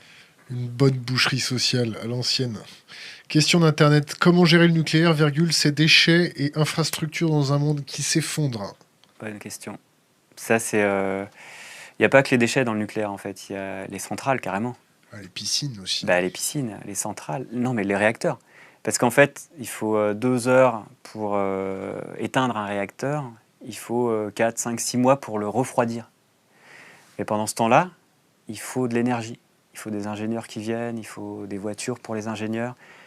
Et du coup, s'il y a une rupture... Il faut des routes. Il faut des routes, il faut la paix sociale, enfin, voilà. Et ça, c'est une question majeure. On n'a pas de réponse encore. Une petite réquisition. Ouais. Et il y a des stocks stratégiques et tout ça. Mais s'il y a un blackout, du coup, il y a des pompes. Les centrales ont besoin d'électricité. Et puis, elles ont des pompes de sécurité des groupes électrogènes. Spécial Tsunami Et on a au Japon. Ouais, qui marche super bien d'ailleurs. On a demandé à des ingénieurs, avec Gauthier Chapelle et Raphaël, des ingénieurs du nucléaire, on n'a pas encore trouvé la réponse, si jamais il y a blackout électrique et rupture d'approvisionnement pour les groupes électrogènes. Oh, Pas prévu. c'est ballot. Alors s'il y a un ingénieur qui nous écoute, s'il a la réponse, je suis très friand, parce que j'ai pas encore de réponse. Donc ils n'ont pas en fait pensé le risque systémique d'un effondrement rapide, enfin d'un choc social, politique, économique rapide. Et on a quand même plus de 235 réacteurs allumés dans le monde. Il y en a plus de 400 en construction, mais il y en a qui 58 ou en France, c'est ça? 56 ou 58 en en France? France. Ouais, c'est quand même... pour moi, voilà. Et après, la question des déchets, mais ça, c'est à plus long terme. C'est-à-dire, pour moi, on ne peut pas garantir une stabilité enfin, climatique déjà, énergétique, politique, sociale, économique, sur le moyen et le long terme. Et là, le problème, c'est qu'on parle de très long terme. Le politique, il est designé pour quelques années, pour la prochaine élection. Le ramassage des ordures. Voilà. Et là, on parle de gestion à plusieurs dizaines, centaines, milliers, millions d'années. C'est fou. Quand on voit que les Égyptiens, on a perdu la trace des pyramides après 4000 ans. Des pyramides, quoi. On ne sait même plus où elles sont sous le sable. On ne les retrouve plus. Comment tu veux qu'on prévoie la stabilité des déchets nucléaires sur des milliers d'années? Ils voulaient mettre un tableau, tu sais, le cri, pour prévenir les futures générations qu'il fallait pas ouvrir. Ouais, c'est une grande question philosophique. Mais je pense qu'il y a beaucoup à faire là-dessus. Hein. Enfin, c'est une grande question. Pour moi, c'est l'enjeu de notre génération, le nucléaire. Enfin, surtout en France, quoi. Alors, 2 questions d'Internet. Apportez-vous votre soutien à une figure politique actuelle? Si oui, laquelle? Alors, laquelle en féminin aussi. Et deuxième question, Est-ce que l'effondrement de cette société est vraiment grave? Point d'interrogation. Sommes-nous obligés de passer par là pour évoluer? Point d'interrogation. La première, soutient un homme politique, non. Ton avis sur les politiques? Bah pareil que les survivalistes ou les transitionneurs, il y a tous les chéquiers ou les riches, tu vois. Il y a des politiques qui savent, d'autres qui savent pas, d'autres qui croient pas, d'autres qui ont un pouvoir de faire, qui font pas, d'autres qui n'ont pas de pouvoir, essayent mais qui arrivent pas. Il y a plusieurs échelles, il y a de tout. Il y a des gars super sympas, il y a des enfoirés, voilà. C'est qui Donc les les sympas, c'est qui politiques, les enfoirés? je sais pas, moi j'ai été formé par à la collapsologie entre guillemets par Yves Cochet. Celui qui annonçait en 2008 qu'en 2015, il n'y aurait plus de Ryanair, de Ouais, compagnie low cost. ouais. Bah ouais, C'est un tu peu décales de planté, non? Ouais, mais les prévisions, c'est toujours comme ça. Mais franchement, non, il a un discours assez clair, assez précis, assez lucide. Voilà, c'est intéressant. Mais c'est pas parce que tu te gourres sur un truc qu'il faut jeter le bébé avec l'eau du bain. Tu vois, par exemple, Je me fais Jean-Marc l'avocat du diable. Jancovici, je suis pas d'accord avec lui sur le nucléaire, mais tout ce qu'il dit, enfin, tout le reste est vraiment pertinent. Donc, du coup, la question, c'était... ouais, les politiques, ben, alors, bon, c'est... En fait, je me méfie toujours de ce milieu-là. C'est un milieu que je fréquente peu et naturellement, j'ai plutôt tendance à, je sais pas, mon côté libertaire ou je sais pas quoi, mais à éviter. Le milieu de l'entreprise aussi, c'est un milieu que j'ai toujours évité. Et là, Tu fais comment pour travailler? c'est-à-dire pour gagner de l'argent, Ouais. bah, faut se débrouiller. Enfin là, je fréquente un peu plus, je termine juste la phrase, un peu plus ces milieux, mais très doucement. Juste, j'apprends à les connaître, je suis assez prudent. Mais pour vivre, comment on devient collapsologue? C'est une question qu'on me... Non, pas comment on vient. Comment on Tes vit? ressources, si Bah tu ouais, touches comment on les. devient chercheur indépendant, D'accord. ou interdépendant, comme on dit. Ben, la débrouille, euh, les articles. En fait, moi, je suis plutôt un intellectuel, donc comment il fait un intellectuel pour vivre? Vendre des articles, des expertises, faire des conférences, vendre des livres, ça gagne pas beaucoup, très peu. Enfin, c'est rare les auteurs qui arrivent à vivre de leur bouquin. Donc moi, j'en vis pas encore. Je fais des conférences. J'ai vécu 2 ans au chômage, grâce au chômage. Mais là, c'était il y a longtemps. Voilà, j'ai une famille qui m'aide, des parents, une compagne. J'ai économisé un peu pendant un moment où je gagnais de l'argent. Et surtout, la clé, c'est de moins dépenser. Donc là, on dépense pas beaucoup, vraiment pas beaucoup. Une fois que tu as réduit, c'est la priorité. Une fois que dépenser moins pour travailler moins, c'est ça en fait le truc. Du coup, on libère du temps et par boucle de rétroaction, on peut faire des trucs chouettes. Il y a mes parents à un moment qui me demandaient mais pourquoi tu travailles pas? Et je dis mais j'ai pas le temps. Et tu vois, c'est ça le truc. D'ailleurs, on va pouvoir rebondir sur ça. Qui a des budgets aujourd'hui pour travailler sérieusement sur les questions de la gestion de l'effondrement? Université, fondation, entreprise, question d'Internet. Ça, c'est une bonne question, j'aimerais bien le savoir. Bah ouais, parce que moi, mon boulot, je trouve, c'est de mettre en lien des différents milieux qui ne se parlent pas. Et aussi bien les universitaires, il y en a qui sont passionnés par ça. Peut-être qu'ils vont décrocher des budgets, mais ça, c'est leur processus universitaire.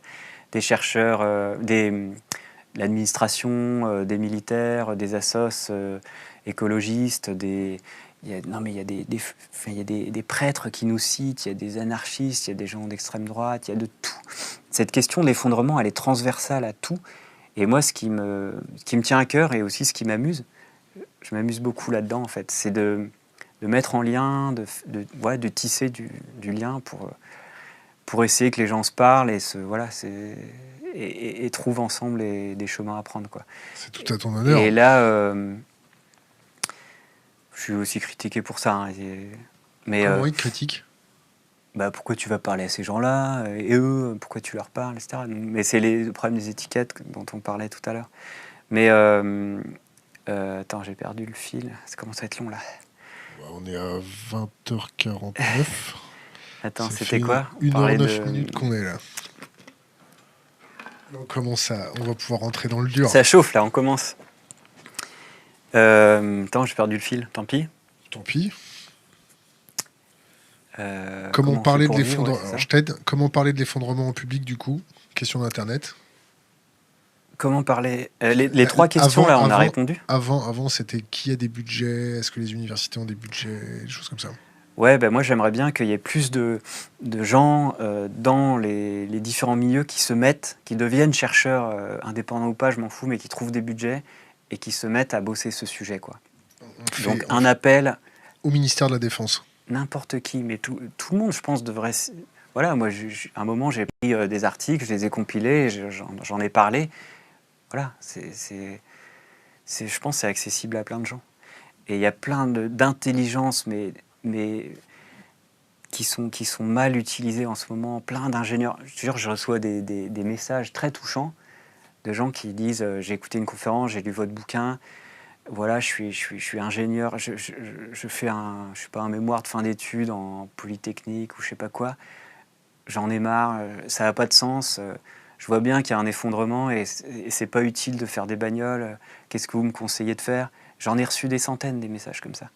Il y a plein d'intelligence qui est là et qui demande que à être, enfin voilà, à trouver du sens. Donc on a vraiment du boulot de mettre en lien plein de gens, quoi. Il faut faire des groupes locaux, il faut se mettre en réseau. Question Internet. Penses-tu que les technologies et l'innovation ont un rôle positif à jouer? Les technologies et l'innovation. French Tech, les machins comme ça.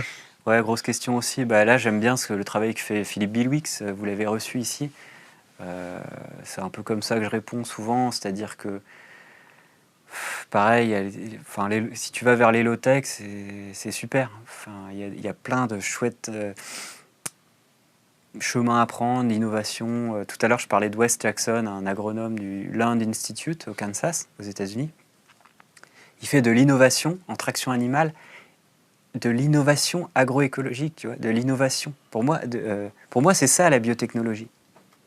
C'est d'inventer des machines plus performantes en traction animale. C'est fou, c'est une sorte de retour vers le futur. Enfin, on est un grand déclic dans l'imaginaire. Donc pour moi, les low-tech, ça fait partie des technologies, des techniques. Hein. L'être humain est un animal technique. Mais aller commencer à développer de la domotique, des maisons passives ultra technologiques, du high-tech et des renouvelables high-tech, je pense que c'est une mauvaise voie. La technique, après, en général, enfin, je pense qu'il y a du bon et du mauvais, quoi. Donc, faut être malin. Faut encore une fois complexifier la chose et aller voir cas par cas ce qui est pertinent ou pas. Mais il y avait une question juste avant. Tu avais posé. Elle a disparu de mon écran. Ah zut. C'est la première. Comment parler d'effondrement en public, du coup? Ah ouais.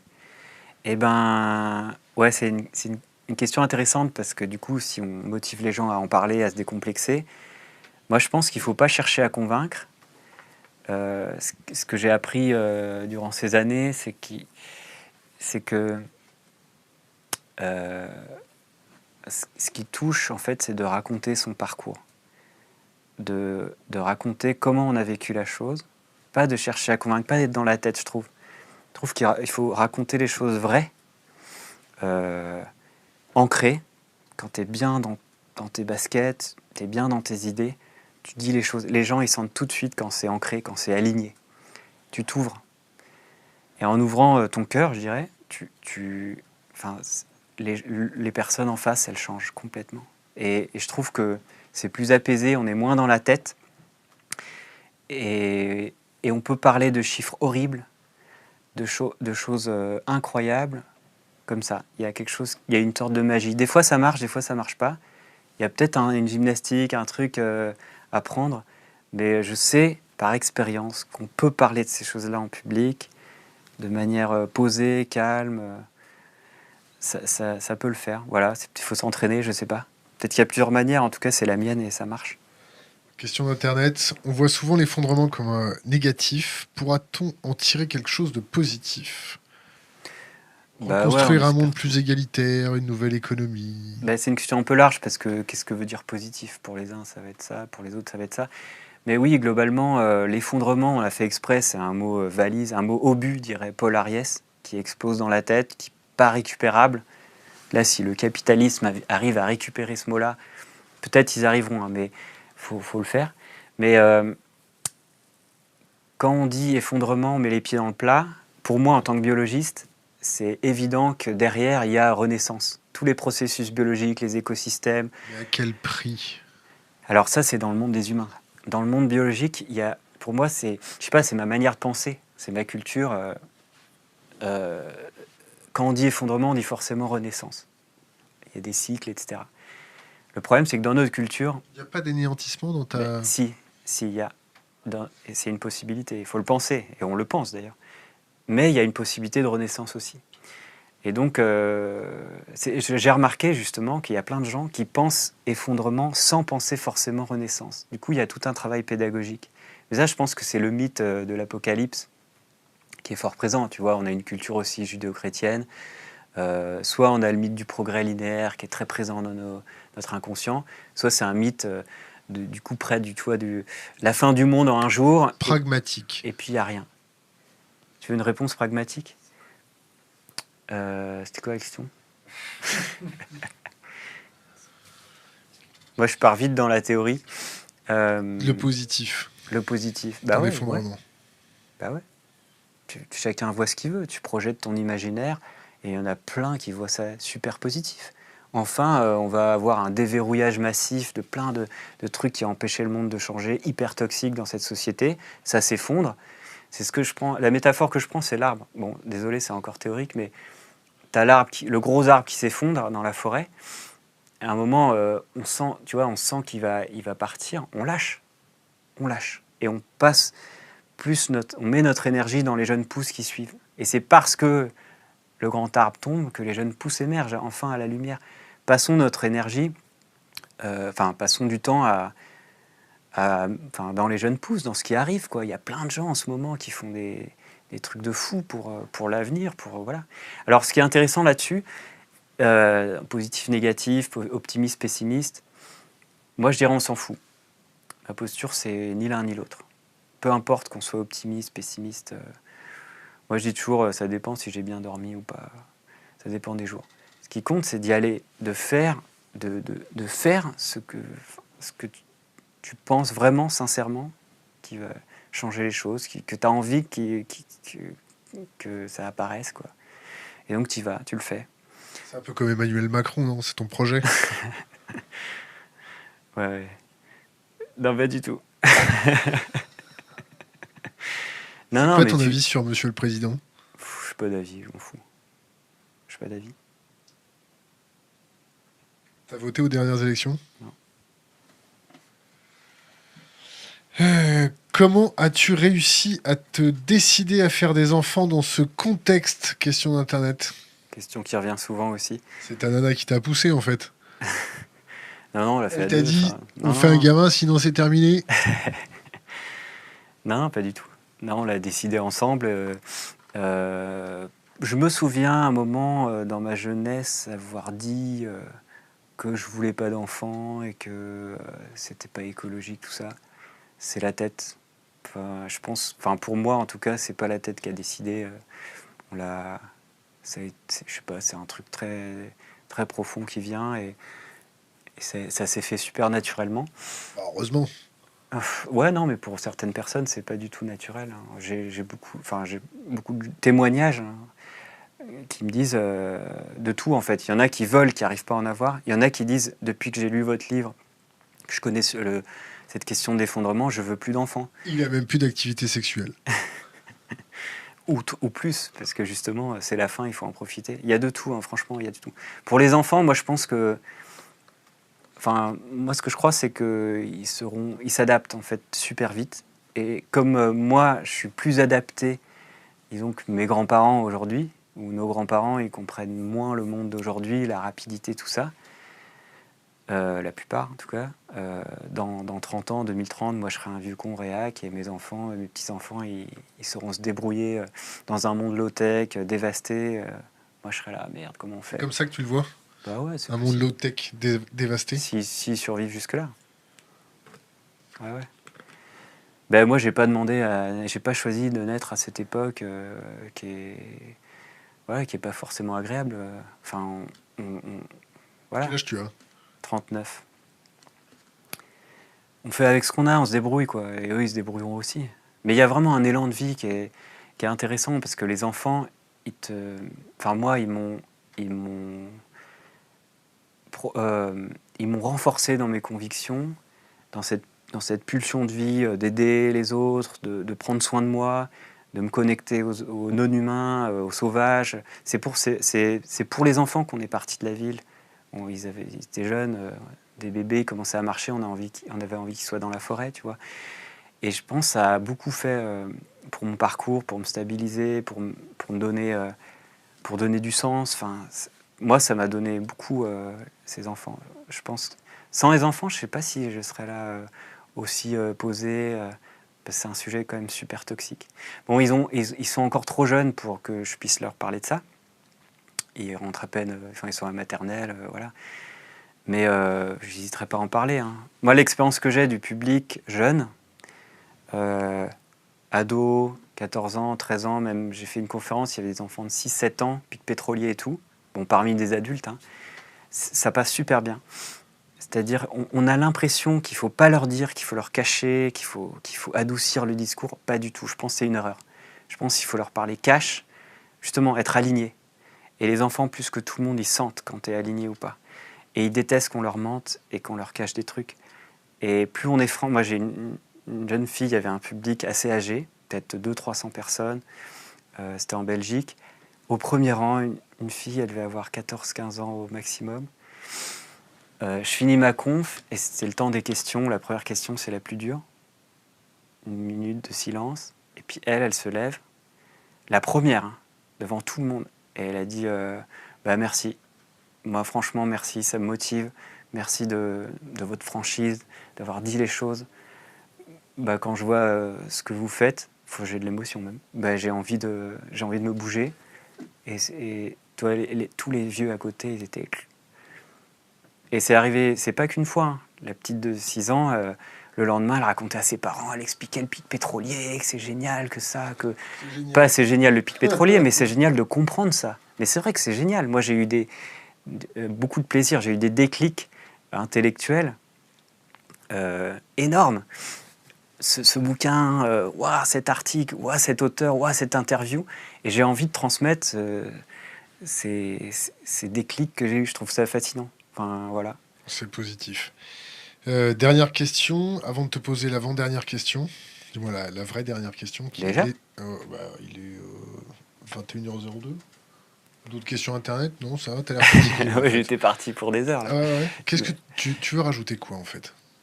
Qu'est-ce que je veux rajouter On a fait le tour là, non? On n'a jamais fait le tour, hein, c'est énorme. C'est énorme. Moi, on a effleuré le sujet.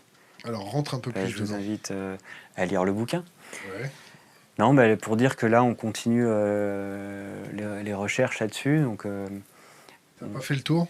ah bah non, non, non. Non, c'est ça qui était super frustrant. C'est parce que déjà, là, avec le bouquin sur l'entraide, pendant quelques mois, on a dû mettre un peu la collapsologie de côté. Le premier tome, parce qu'on pense à plusieurs tomes, on a accumulé une masse d'informations énorme et on a mis 10%.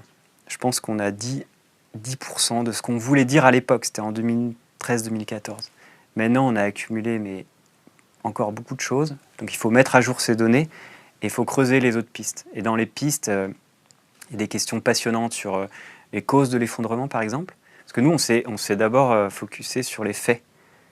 On a été très neutre et très lisse. On n'a pas parlé de capitalisme, on n'a pas parlé de plein de choses, mais on a voulu s'accorder sur le plus petit dénominateur commun, les faits. Et après, les gens, ils se chamaillent sur les causes, mais c'est une grande question en collapsologique. Et puis sur qu'est-ce qu'on fait après. Ça, c'est une grande question. Elle n'est pas venue ce soir, hein, mais elle vient à chaque fois. Elle vient à chaque fois. Qu'est-ce qu'on fait? Et là, tout le monde a sa théorie. Qu'est-ce qu'on fait? Bah, moi, je pense qu'il faut faire ci, faire ça. Il faut s'acheter une cabane. Non, il faut faire une ville en transition. Mais non, il faut aller voter pour l'Europe, pour je sais pas quoi. Il faut élire Macron, j'en sais rien.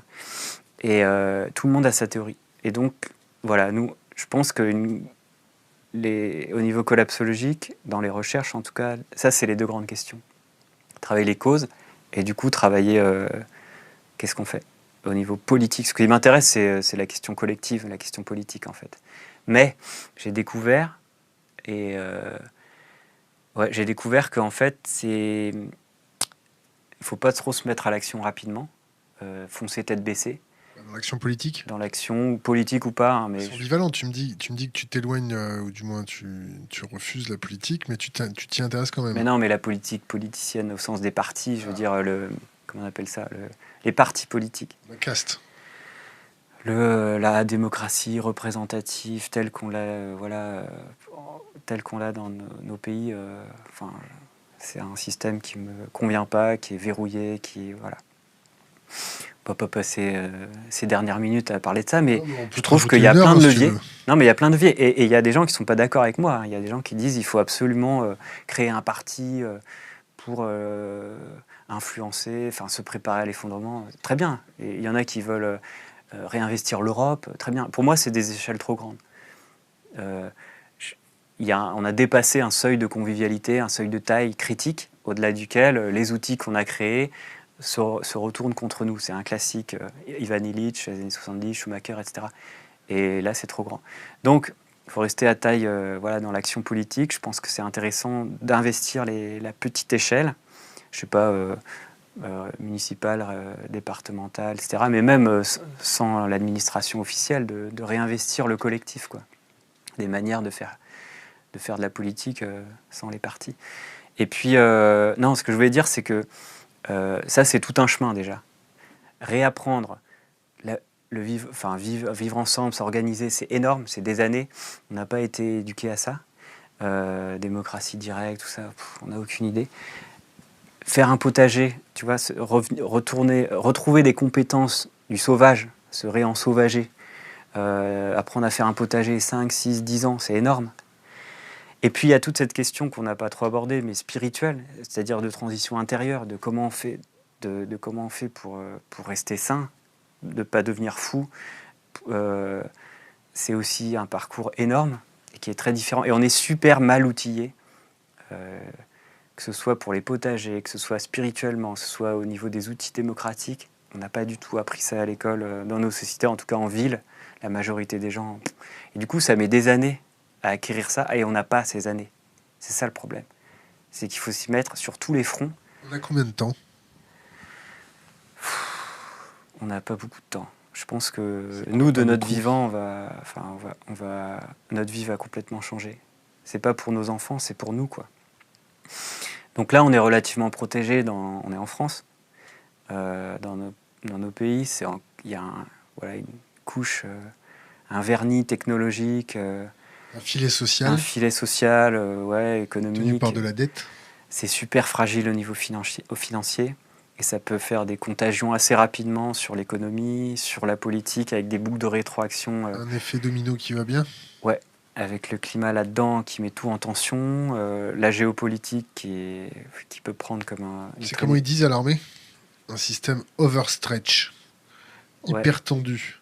Et James Howard Kunstler, tu vois, celui qui a fait The Long Emergency, un collapsologue américain, on est clusterfuck. C'est une expression militaire pour dire c'est foutu, faut battre en retraite. Ben ça va être dur, mais ça va être dur. Mais voilà, si on avait la certitude que ça arrive pas, on ferait rien. Si on avait la certitude que ça arrive, qu'en 2050 il n'y a plus l'humanité, on ferait rien. Ce qui compte, c'est l'incertitude. C'est pour ça qu'il y a une pulsion de vie, une pulsion de mort. C'est pour ça qu'on va se bouger et on ne sait pas du tout ce qui va arriver. Tout est ouvert.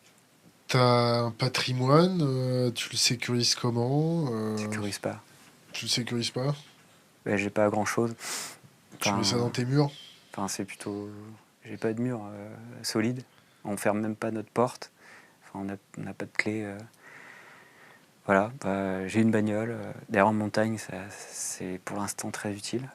J'ai une carte bancaire, je vais au supermarché de temps en temps.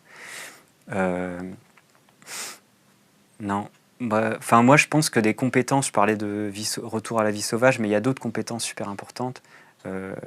Apprendre à vivre en collectif. Je pense qu'il y a 2 domaines aussi essentiels. Bon, ça, c'est assez personnel, mais je pense qu'on en aura besoin. C'est de côtoyer les réfugiés, d'apprendre, justement, ça apprend l'empathie, ça apprend à accueillir, ça apprend à se mettre à la place des autres. Parce que peut-être dans 10 ans, c'est nous qui irons gratter au barbelé de la Norvège ou du Danemark pour avoir un asile politique. On n'est jamais à l'abri de... On ne sait jamais. Donc pour moi, aller toucher cette question, vivre avec, c'est important. Et c'est une pratique, ça met des mois et des années à, tu vois, à être à l'aise avec ça. C'est vraiment délicat. Aller voir les Anjouanais à Mayotte, faire pousser des tomates. Mais là, tu prends l'avion pour y aller. Mais non, mais ici, il y a déjà des gens. Enfin, la vallée de la Roya, mon frère a habité à la vallée de la Roya. Là-bas, c'est du sérieux. Hein. Des jeunes Érythréens mineurs qui passent l'école sans blouson, il fait moins 15.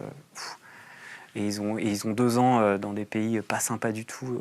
Ouais, c'est vraiment dur. Donc moi, je pense que ça apprend beaucoup sur ce que c'est que vivre un effondrement.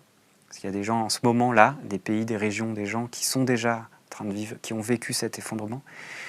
Et donc sortir notre bulle de confort. Et puis la deuxième chose qui me paraît essentielle pour comme savoir à acquérir, c'est les soins palliatifs et l'accompagnement des mourants. Et aller se confronter à la mort, aller accompagner des gens, développer des capacités d'écoute, d'empathie, pour moi c'est essentiel pour les temps qui viennent.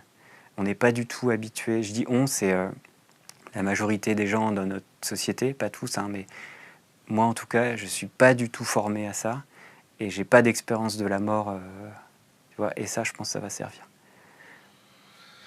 Eh ben, il y a des unités de soins palliatifs volantes, si vous voulez vous former. Voilà, il y en a plein en ce moment qui se baladent parce que ça coûte moins cher de laisser les vieux crever à la maison. Une question, tu vas pas pouvoir la répondre, mais je vais la poser quand même. Faut-il investir dans l'or, les crypto-monnaies? Bon,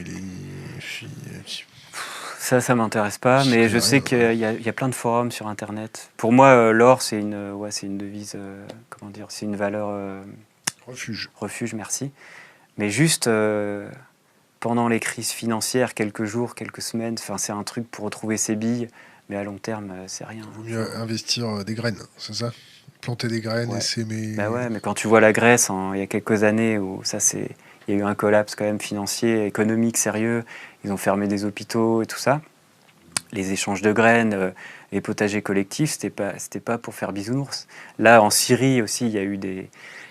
Le fait qu'ils scient les arbres pour se chauffer, ou voilà. des choses comme ça. Ah ouais, non, mais c'est du sérieux. Le fait qu'il n'y a plus de financement, plus de retraite, les médecins ne sont pas payés, et ben il y a eu autogestion dans le quartier de gens pour maintenir ouverte une maison de santé de quartier. On est dans le dur. En Grèce, en Syrie, il y a des jardins partagés en ville qui ont été créés, des bourses d'échange de graines et tout. Donc quand tu es dans la merde... Quand tu allais à la maternité en Grèce, il fallait payer, sinon ils ne te donnaient pas le gamin. Tu te rappelles pas de ça? Ah non, j'ai pas su ça. Puis on a vu des milices, puis on a revu des pathologies qu'on n'avait plus vues depuis des années. Ça aussi, non? Ouais. Ah non, mais attends, il y a 3 manières de mourir en masse. C'est ça. Guerre, maladie, famine. On n'y manquera pas. C'est les 3 manières qu'il y a de mourir en masse. Le climat, le pic pétrolier, tout ça, c'est des mots gentils, théoriques, des chiffres de scientifiques. Mais tout ça, c'est des effets de contagion qui débouchent toujours sur 3 choses.